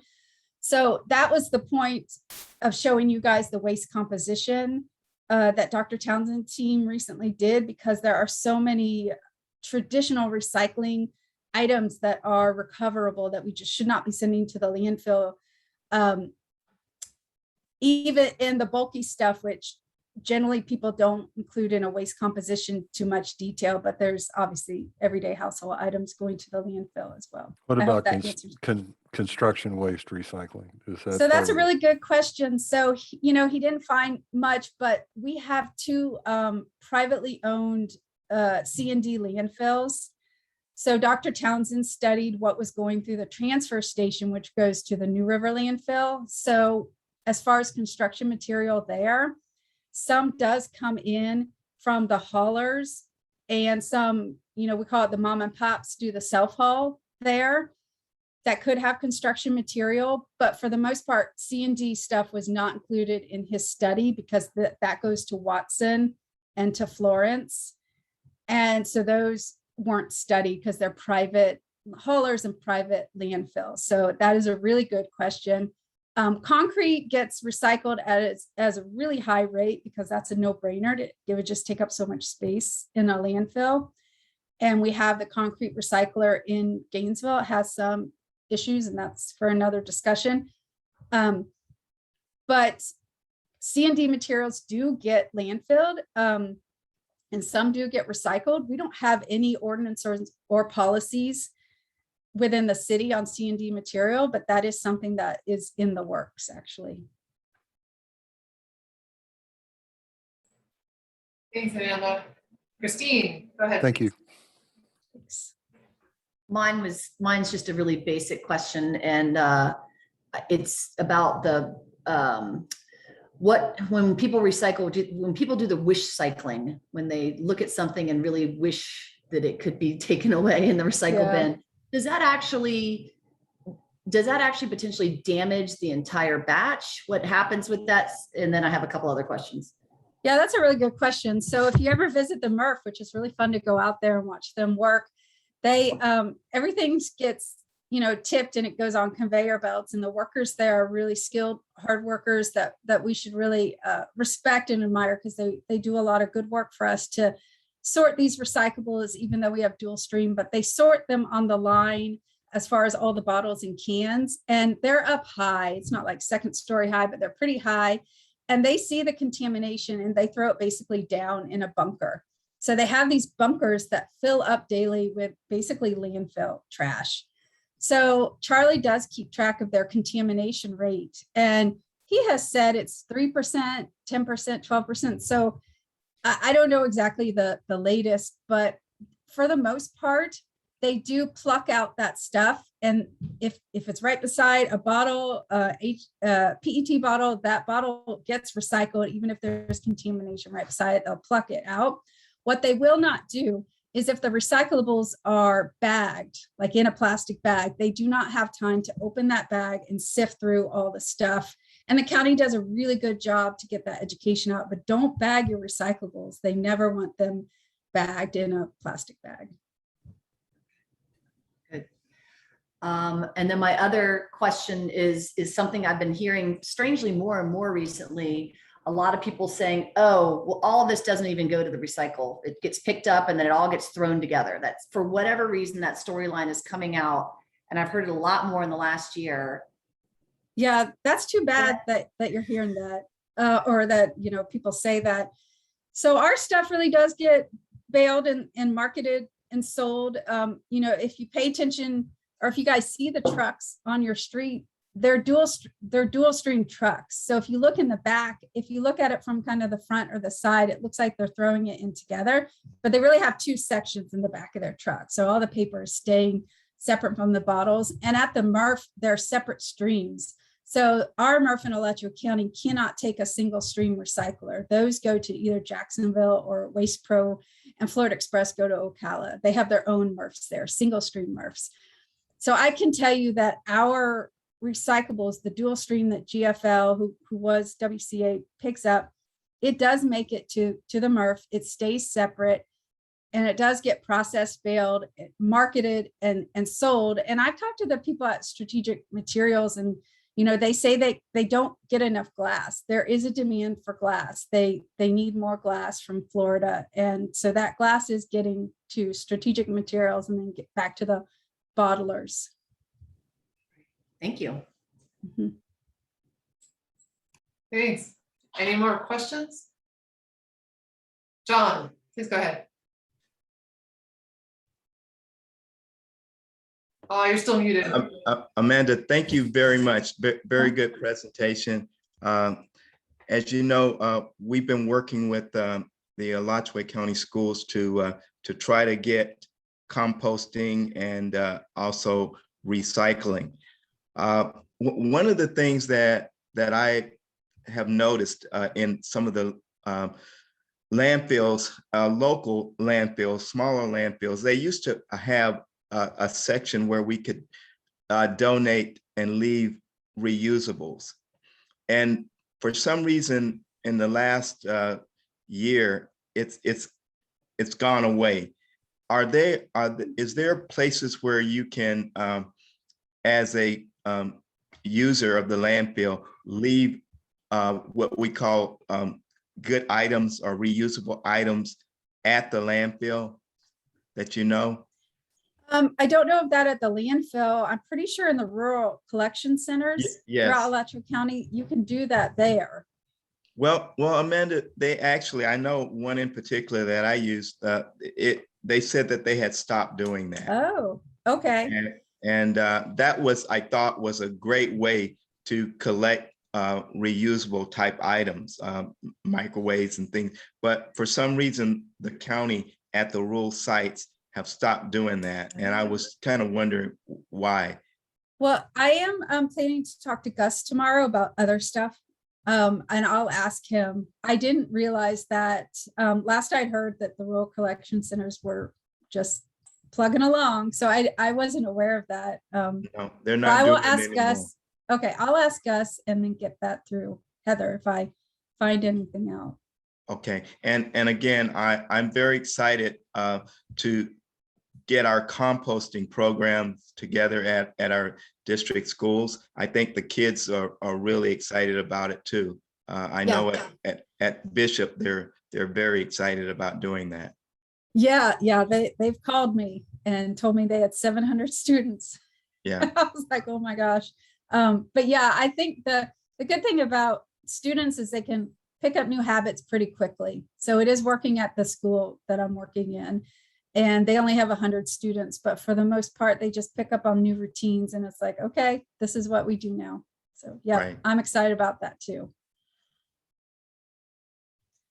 Yeah, but first I hope the students reduce the food they throw away. So that's kind of the education that mirrors the actual physical actions of composting, is that we need to help them understand that the food, a lot of resources were used to get this food to you for your lunch or your breakfast, and to value it and appreciate it. And so I have, education material that goes with the zero waste programs in the schools that hopefully help them learn that. I mean, they already know it, but hearing it again, reinforcement is good.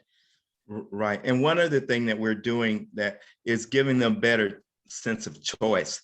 You don't have to take the milk if you don't want it.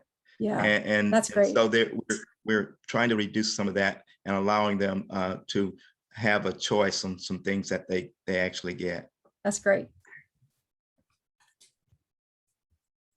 I had one thing, Amanda, if nobody else has a question. This is not so much a question, it's more of a comment. I really like your emphasis on focusing on reducing upstream emissions. I know that one of the challenges with presenting waste reduction in a climate action plan is that when you look at the graph, we just saw it, right? Waste looks like a very tiny percentage, but that's only because we're not considering life cycle when we're looking at these emissions. And so we're not gonna be able to revamp our entire GHGI to do life cycle analysis, but I would love in the waste, I really liked your chapter title, and I'm completely blanking on it.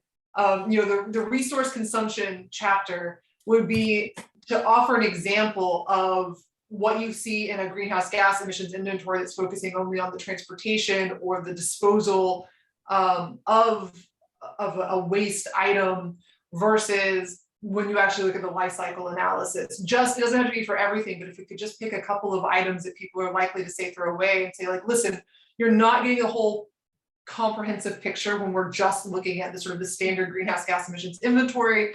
The reason for that is it's just too complicated to do this sort of analysis for everything, but understand that the purpose of waste reduction is really, overconsumption reduction. Yes. And so that's where the focus. So I'd love to see something explicit like that in this chapter to kind of give people an understanding of what the real emphasis is behind it.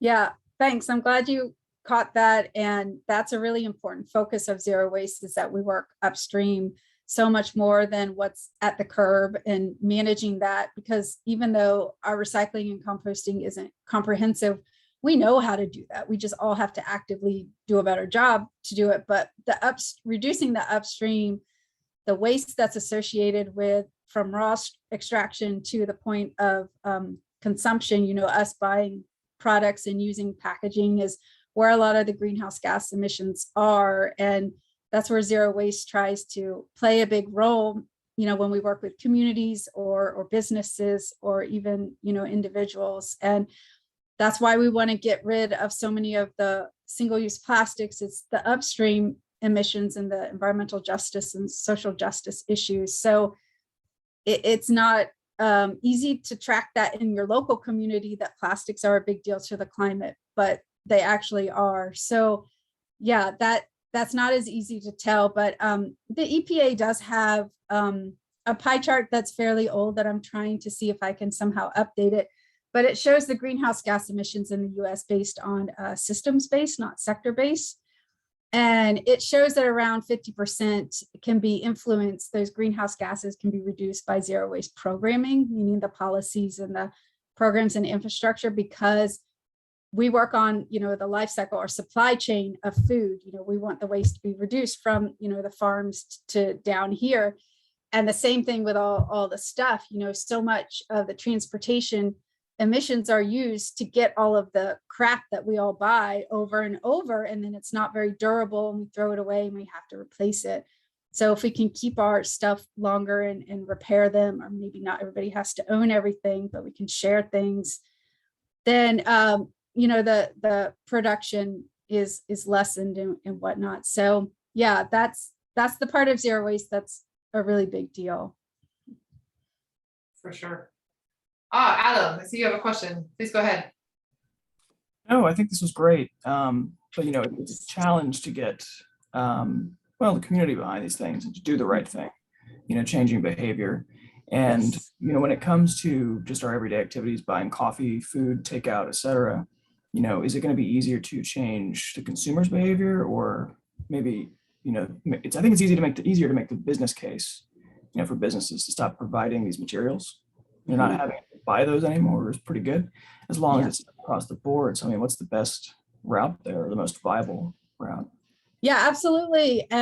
So system-based approach with zero waste is where we get the most benefit. Absolutely. So we don't think that it should be the individual's responsibility to always bring your reusable cup everywhere, even though some of us ridiculously people do bring a cup everywhere just in case, so we don't have to use something disposable. But no, it shouldn't be our individual responsibilities. It should be, we want a systems-based approach to where the businesses change their practices. And absolutely, the to-go systems are very, very in their infancy, but there are to-go systems that use reusable containers for coffee. and their systems of collecting, sanitizing, and reusing them.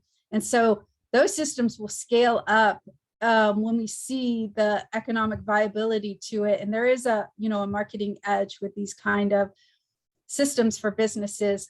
It's going to be really hard because basically we all live a really fast-paced, complicated, busy life. So the disposable equals easy and quick. And our excess income, I guess people use constantly to buy coffee. I've actually never drank coffee, so I'm not a coffee drinker, so I never fell into that. Like, what do I do to get coffee when I'm on the go? I just never had to deal with that. But I know a lot of people like that. They have their disposable income. They want that treat, and it's in disposables because everybody's on the go and busy. So yeah, we advocate for systems-based changes in the business sector to embrace sustainable practices. And it's a big lift. It absolutely is, but we need it. Yeah, I think it's an opportunity. There's different ways to restructure how things are done. Maybe it's wash stations, a new business pops up. But, could we, I don't know if it's helpful, but there are so many ways to, or so many options now, I guess, for reusable containers that you could bring yourself. I don't know if we could highlight those to the community, like, hey, use this type of cup. They've got these, I don't know, just making it easy so people know what to switch to when it's no longer an option to take out stuff without your own container. Yeah, that's a good idea. Mhm. I will, if I can jump in on that real quick. One of the challenges is we have the meeting, the comprehensive plan was mentioned as something that's very important, but policy is one of the levers that we have. And so one of the barriers, it's not so much anymore, but it still exists, and it has been a barrier in the past for reusable containers, is health codes that prevent businesses from being able to fill or refill a personal container. So that would be a policy that we could address through this work.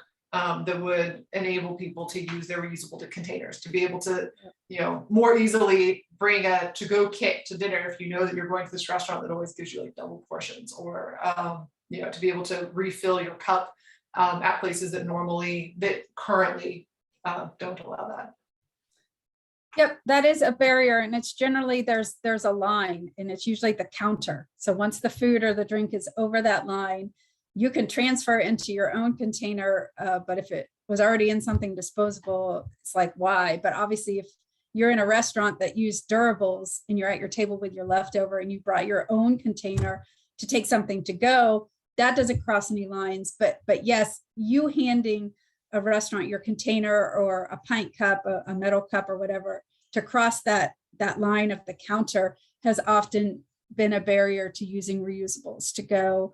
And that's something that hasn't gotten overcome, but that's why we want the system-based approaches where, like in Durham, they have Durham Green to Go, where they have a consortium of restaurants that have all of these same reusable to-go containers, and then they get dropped off sanitized, and then they get delivered back to the restaurants clean, ready to be filled up if that restaurant gets a to-go order. So there are some small-ish to getting kind of big systems out there that are replicable, but it's not wide scale yet. It's going to take a while, but that's part of the foodware ordinance, is scaling up even those reusables to go systems. So that was in Durham? Yeah, Durham, North Carolina. Yeah, that's the closest one to here, but California has some too. Okay, that's exactly the type of model I was thinking of. Since I thought of it, internet rule, it probably exists. Mhm. Okay, thanks. I see John has his hand up, and then Christine has her actual hand up. So John, if you want to go ahead, and then Christine jump in after that. Oh, you're on mute, John. Amanda, I know that you've been working with some businesses and helping them with their recycling. Is there a certificate or a way to identify restaurants or customers that have taken on this system approach, where a customer or a consumer can see a restaurant that's maybe have gone and been maybe certified as being a recycler? Yeah, that's a good question. So yeah, I developed a program through the Repurpose Project to certify businesses as working towards zero waste and then achieve zero waste. So none of the businesses I've been working with have achieved zero waste, but they are working towards zero waste. And we kind of put that program on the side during COVID because businesses just had to change their practices, and that was completely understandable. So we didn't get to the point of creating like the decal, but we were going to have decals for like their doors. And if they printed up menus or had some sort of digital menu, we were going to put that on the menu too, to have that the Repurpose Project certified this restaurant is working towards zero waste. And, you know, you can go here to find out more information, but it's a really quick snippet on the menu or the door. But absolutely, I have that program created. It's just really, it's on pause now because I was working with local small businesses, small restaurants, and they just aren't even quite normal yet. So it's understandable. Right. Okay, thank you. Mhm. Amanda, I was curious. Oh, John, do you have something else? No, I'm good. I was curious if there's any initiatives going on comparable to what the brewing industry has. So we have legal size containers that we can put beer into, and they're interchangeable. So 64-ounce size, which is called a growler, glass container, and they can be used at any brewery. So you could take it, whoever's label's on it, it doesn't matter. You can take it into another brewery. They will sanitize, fill it with product, and return it. Are there any initiatives to have something comparable for restaurants, beverage places, et cetera, where there is a standardized reusable container that can be taken into a place? It's the same size for all the different restaurants for food servings, can be sanitized and then taken back out. Are there any initiatives like that?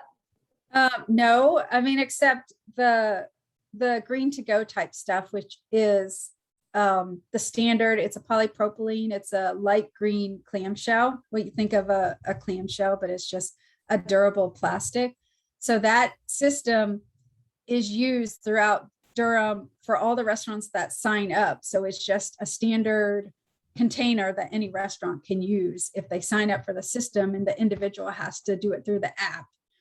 So I think that would be the closest example, but I think it's something that we could do locally. And I'm really glad that the breweries have this kind of system and it's allowed and figured out. So I'd be happy to look into it more, because I think that the to-go has ramped up because of COVID, but it will just continue, and people do want their food to go in the most sustainable packaging possible.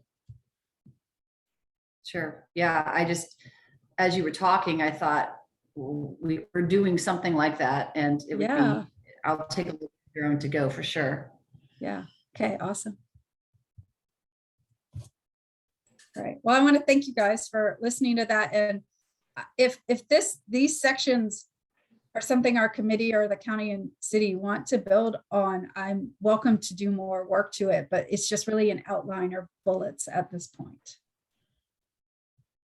Do you want, I mean, we're not allowed to vote because we're in a workshop mode. Yeah. We can give you a show of enthusiasm in terms of support. So, I mean, I'll just say, I think that it looks great. My only addition would be, I would love to see if you could find that chart that you mentioned, but something that kind of compares life cycle versus, you know, sort of the emissions that you see on traditional greenhouse gas emissions inventories to really illustrate why waste matters beyond what is immediately evident from just looking at like the greenhouse gas pie chart. But I think that the outline looks great. One other thing would be to discuss basically planned obsolescence. I don't know that there's much that we can do about that beyond educating people to really think about the sort of goods before they purchase it. Like when you own it from beginning to end. So when you have the opportunity to purchase something more durable, that is the better choice. But and I think that can come up during education and outreach if there's a corresponding with this section or this chapter, or because you're absolutely right. We should buy the most durable and well-made that we can afford when we Yes, actually please. do need stuff. And then we want to keep those items in the reuse economy as long as possible. But absolutely, planned obsolescence is important. And the fact that, you know, how it came about and in the ties to capitalism and the continued onslaught of messages that we need new stuff to replace our stuff is a big deal. And it is related to climate change. Yeah. So that's mine. James, you wanna jump in? Yeah, I'm just curious if you go into the right to repair movement at all. I know that with a lot of electronics, you know, there's a push to being able to fix your own devices if they break instead of having to buy a whole new one. Absolutely. I mean, I don't, that's not my specific area of expertise, but I mean, I do follow them and I've gone to webinars and the Repurpose Project years ago did some repair clinics. They haven't in several years, but it is a very good thing to do. And it helps with the culture change that we're trying to do every day to get people to value the resources, all the stuff that they have. So in some of the national committees I'm on, the right to repair people do come every once in a while and talk to us about the latest. It's just, I don't specialize in that, but I absolutely do support it. Yes, we should be able to repair our stuff. Yeah. So with that, does anybody else have a suggestion to change or amend the outline that Amanda has provided? Not saying any. All right, let's try another question. Can we get a show of hands for everyone who thinks that it looks wonderful and we're super excited and would very much appreciate proceeding? All right. I mean, I think it looks great. It looks like you have the support of the rest of the committee too. Yeah, I think it's incredibly important work. And the only thing I'm just thinking is how can we start implementing some of these changes? It's a motivation or a compliment more than a detraction. Great. Yeah. Thanks. Thank you so much, Amanda. Okay. Thank you. So I know that we're kind of running up against our preferred deadline of 8 o'clock. We have staff updates coming up. So Heather is here. It looks like Liliana and Robert are also on the call. So Heather, do you want to go ahead? Yeah, just two items. Y'all have heard this before, but just as a reminder, October 25th is the Joint Water Climate Policy Board meeting, and it's going to be a focus on solar. Duke Energy and GRU will be there as guest speakers to talk about solar. So you might want to tune into that if you can. It's at 9:30. It usually runs for until 12 or 12:30 sometimes. And it'll be recorded as well. So you can just record it. Is that right, Steve? Yeah. So you can always catch the recording. And then just also that what was the other one? The climate vulnerability analysis is going onto consent agenda on October 26th. So that's very good news for that going through to get its approval, hopefully, and be able to get started. And that's it for staff updates. Thanks, Heather. Liliana, are you there? Yes. Sorry, I was eating some pizza. No worries. This meeting is very inconvenient for dinner. The only update I have for the city right now is that the initial data collection for the FloodWise vulnerability assessment is currently starting right now. I'm a part of that group, so I'll be giving you guys updates as we progress through the assessment, and it's expected to be completed by February. That's great. Awesome. Thank you. Rob, are you there? Maybe. Okay, well, he's on the call. I am. Thank you. I was on. Hey, Rob. I've got a horrible cold, so bear with me. I'm so sorry. We're working on filling in the spreadsheet. And also there is a big presentation that's being put together for the solar meeting. So that's about all I have. So Wonderful. Thank you. And thank you for being here, even though it sounds like you feel pretty awful. Sorry. I feel like that little emoji, you know, the little brown pile. That's what I feel. Oh, the poo emoji. Yeah. Yes, exactly. Well, I hope you feel better. Thank you. All right. Thanks, Rob. So our next agenda item is a discussion of in-person meetings. We obviously did an in-person meeting on Monday. The question here is really, do we want to transition to doing that regularly? To doing every month as an in-person meeting, or do we want to continue in sort of in the workshop format that we're doing now? Another option would be to do a hybrid where maybe we do 2 meetings that are via Zoom, and then every 3rd meeting is in person. Just to kind of feel out where everybody's comfort level is. I mean, we were in Zoom meetings originally because of COVID. Obviously, COVID is still an issue. Numbers are going down, although it's still pretty prevalent in the community. So feeling out what y'all's comfort level is with regards to COVID. And I mean, if there are any other reasons for Zoom versus not Zoom. I mean, I guess a question for Heather. On Monday, we didn't have access to the computers. Is that something if we switch to in-person meetings where we would have access to? Yeah, we would normally have access to computers. Okay. Yeah. Okay, cool. Because I was like, the screen share is super convenient. All right, so I'll open it up to the floor for any thoughts that you all might have with regards to in-person meetings.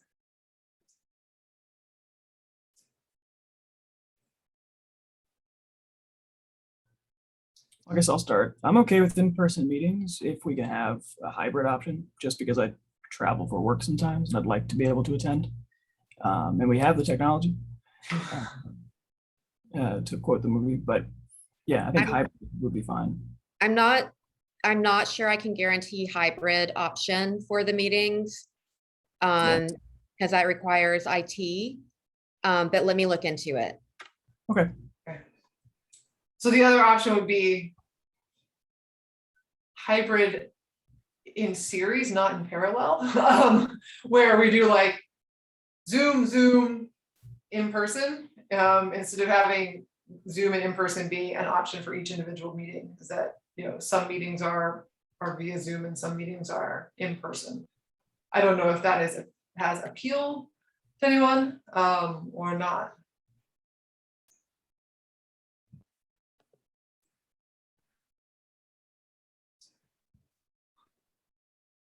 We can also take it by ear. I mean, if we find out that a lot of people are unavailable for an in-person meeting, we could switch to virtual. Well, I think admittedly, it adds about 45 minutes to my personal travel time to go to, to be in person. So there is an advantage to being able to have the commute be all of like 2 minutes to my office here. But I kind of feel like our schedules are blocked off. We've made the time for the second Tuesday, but right. I mean, the travel time is not insignificant.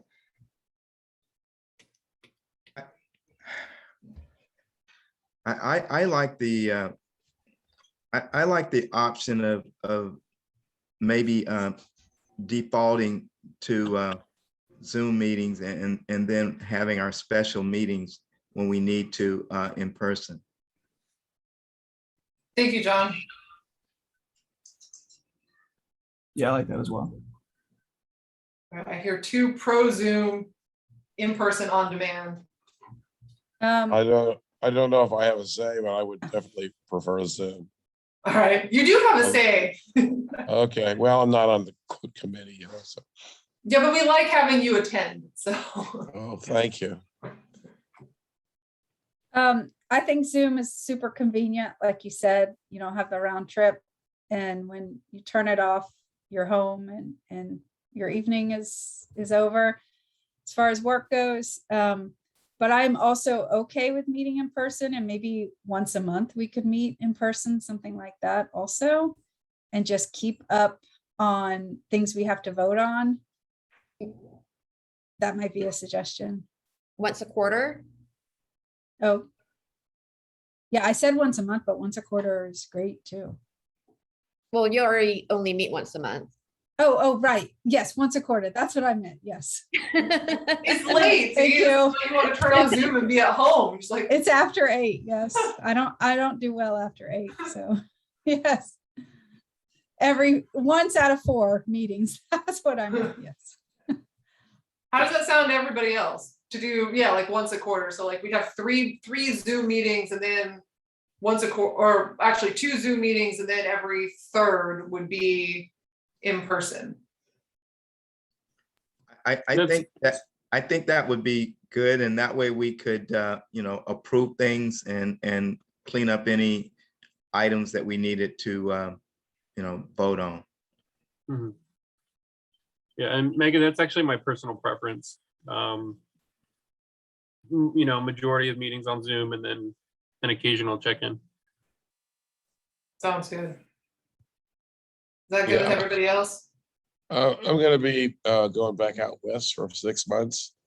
So it's be hard for me to drive in, so, Well, it's understandable. or fly You're in. excused from the in-person meetings if you don't want to come back from Cali. Okay, thank you. Yeah. Thanks, Rob. All right, Heather, is that enough information for you? We'll start out, we'll do once a quarter will be in person. Yep. So October, so November, December will be Zoom, and then January will be in person. That works. All right. I like this plan.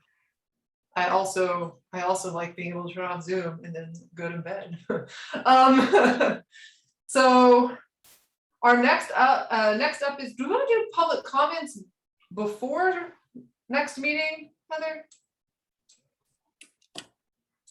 You Or know, we it, do public comments at the end. it's been that way on the agenda for some time now. I'm not quite sure why, but it's your meeting. So if you need to make a change to the agenda, you can certainly do that. I'm just gonna swap it so that we can do public comment as our final item. So I'll change that on future agendas. thank you. So for our next meeting, we talked about this on Monday, but prioritizing vulnerabilities was something that, oh, James, your hand is up. Was that on the previous item or this one? Yeah, there was a few comments from the audience, from the attendees that were not Oh. addressed. And so now that you're raising this issue of having public comments at first, that might be useful, because we weren't able to get to, there was a Q&A, there was a question, somebody was interested in talking about the proposed gas plant at UF, and then Yep. in the chat, there were a few questions. And just to have that public participation, it might be more engaging, because I'm sure not everybody wants to wait 2 hours to say something. If we have if we move that public participation portion, 15 minutes at the beginning. I think sometimes, so I totally understand where you're coming from, and we can discuss doing both. I think the reason it's at the end is so that the public have a chance to comment on the things that have been discussed during the meeting. So if there's anything that they want to agree or disagree with us on, or if they want to offer additional commentary on something that was on the agenda, they'll have had a chance to see the conversation play out, which is why it's traditionally at the end, although I do understand the benefit of having that participation in the beginning. But my thought on this one in particular was just items for the next meeting. I think it's going to be a really quick conversation. So I was just going to check it off before we move on to something that might be a bit of a longer conversation potentially. Is that okay with everyone to do next meeting real quick? Yeah, okay. So the item that Heather had up here was prioritize vulnerabilities, and that's what we talked about a little bit on Monday, but that's just sort of kept getting pushed off. But prioritize vulnerabilities is really just coming up with a list of maybe 3 specific adaptation or resilience related items that we want to address first. So you should have seen, Heather sent out the documents that basically what I call the qualitative vulnerability analysis. So you should have a list of some of those, call them adverse impacts or vulnerabilities that are expected for our region. And the idea here is just to pick several that we want to start with, because the Joint Policy Board had told us that they don't really want to wait for a big document, in a year or two. They would really prefer to get guidance from us on a kind of a more rolling basis. So that's what that item would be for our next agenda. Is there anything else that we'd want to talk about? I did see, to James's point, there was a comment in the Q&A that would like a discussion of the proposed the gas cogen plant at UF. I think, what are the other ones? Some of the greenhouse gas inventory, asking about methane links, whether those were included in the GHGI. So are there any, for the board, are there any items that you all would like to see on the next agenda?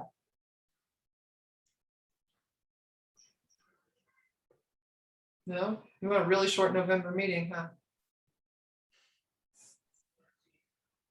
All right, so Heather, for now, it looks like just to prioritize the vulnerability prioritization discussion.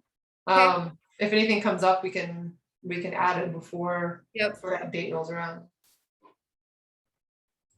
All right, so then next would be public comment, and are any members of the public still here who would like to comment? If you are, please raise your hand and we'll get you promoted to talking.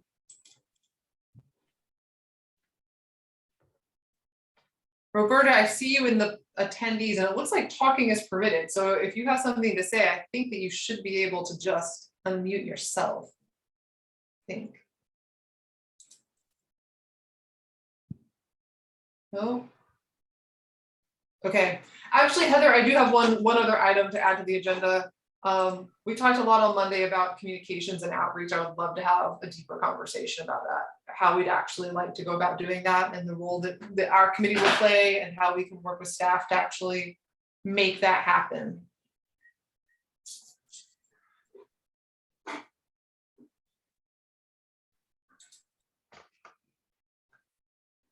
Okay. Thank you. All right, folks, we're at the end of the agenda. So if anybody has any, members of the board have additional comments, now would be the time about something we've discussed this evening or items that are not on the agenda. No, everyone wants to go to bed. All right. Well, thank you all for this meeting, and our next scheduled meeting is November 18th. That is not the second Thursday of the month because it would conflict with a holiday. So please adjust your calendars if you haven't already. And that meeting will also be via Zoom. So we will see you in about 5 weeks. Hey, Megan. Oh, yeah. Just quickly, we talked about when we met earlier this week about kind of doing a wrap up of the meeting and make sure that if there were homework assignments, that people knew what they were. If there was follow-ups from people in the committee, that they knew what those were.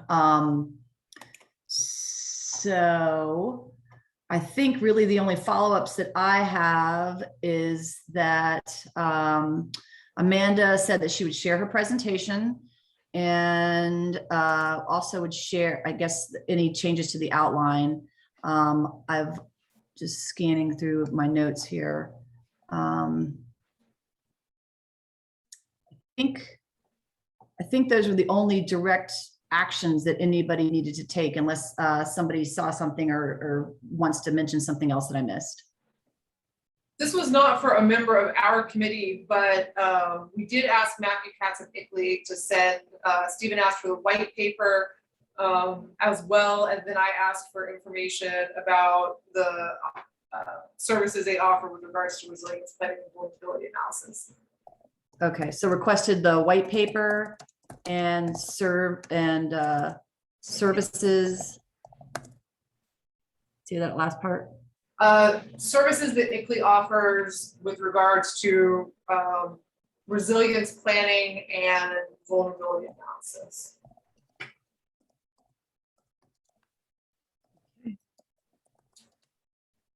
All right. Thank you. James, I thought I saw you trying to flag me down too. Was that the same question or the same issue? Oh, just, I know everybody wants to go to bed. But just that discussion of whether we were gonna try to reach out to the utility advisory board, since Harvey Ward had mentioned that. I don't know if that's that's a task for somebody to do, or. So I'm on that. That's actually good. Christine, you can like mark me down for this. I am in email contact with Wes Wheeler, who is the chair of the UAB. I asked him if he would be willing to come and speak to our committee about the work that UAB is doing with their current work and what their planned future work is, so that we have a chance to understand their scope of work and then figure out where there may be any gaps or unmet needs on both sides, intersections, and really just figure out how we can move forward efficiently without duplicating efforts. So they're doing a lot of work, I think, that's very relevant to what we're doing, and there's no need for us to step on toes or duplicate it, but at the same time, we want to make sure that we're not missing anything by assuming that the other committees are. So I have not heard back from him, but that was literally today. So I guess Heather, if there's, once we know, once he and I have kind of worked that out, I can pass to you any information, you know, if he's going to be appearing on the agenda, or if we want to add an agenda item to discuss kind of whatever we end up talking about. Is that, James, that answer the?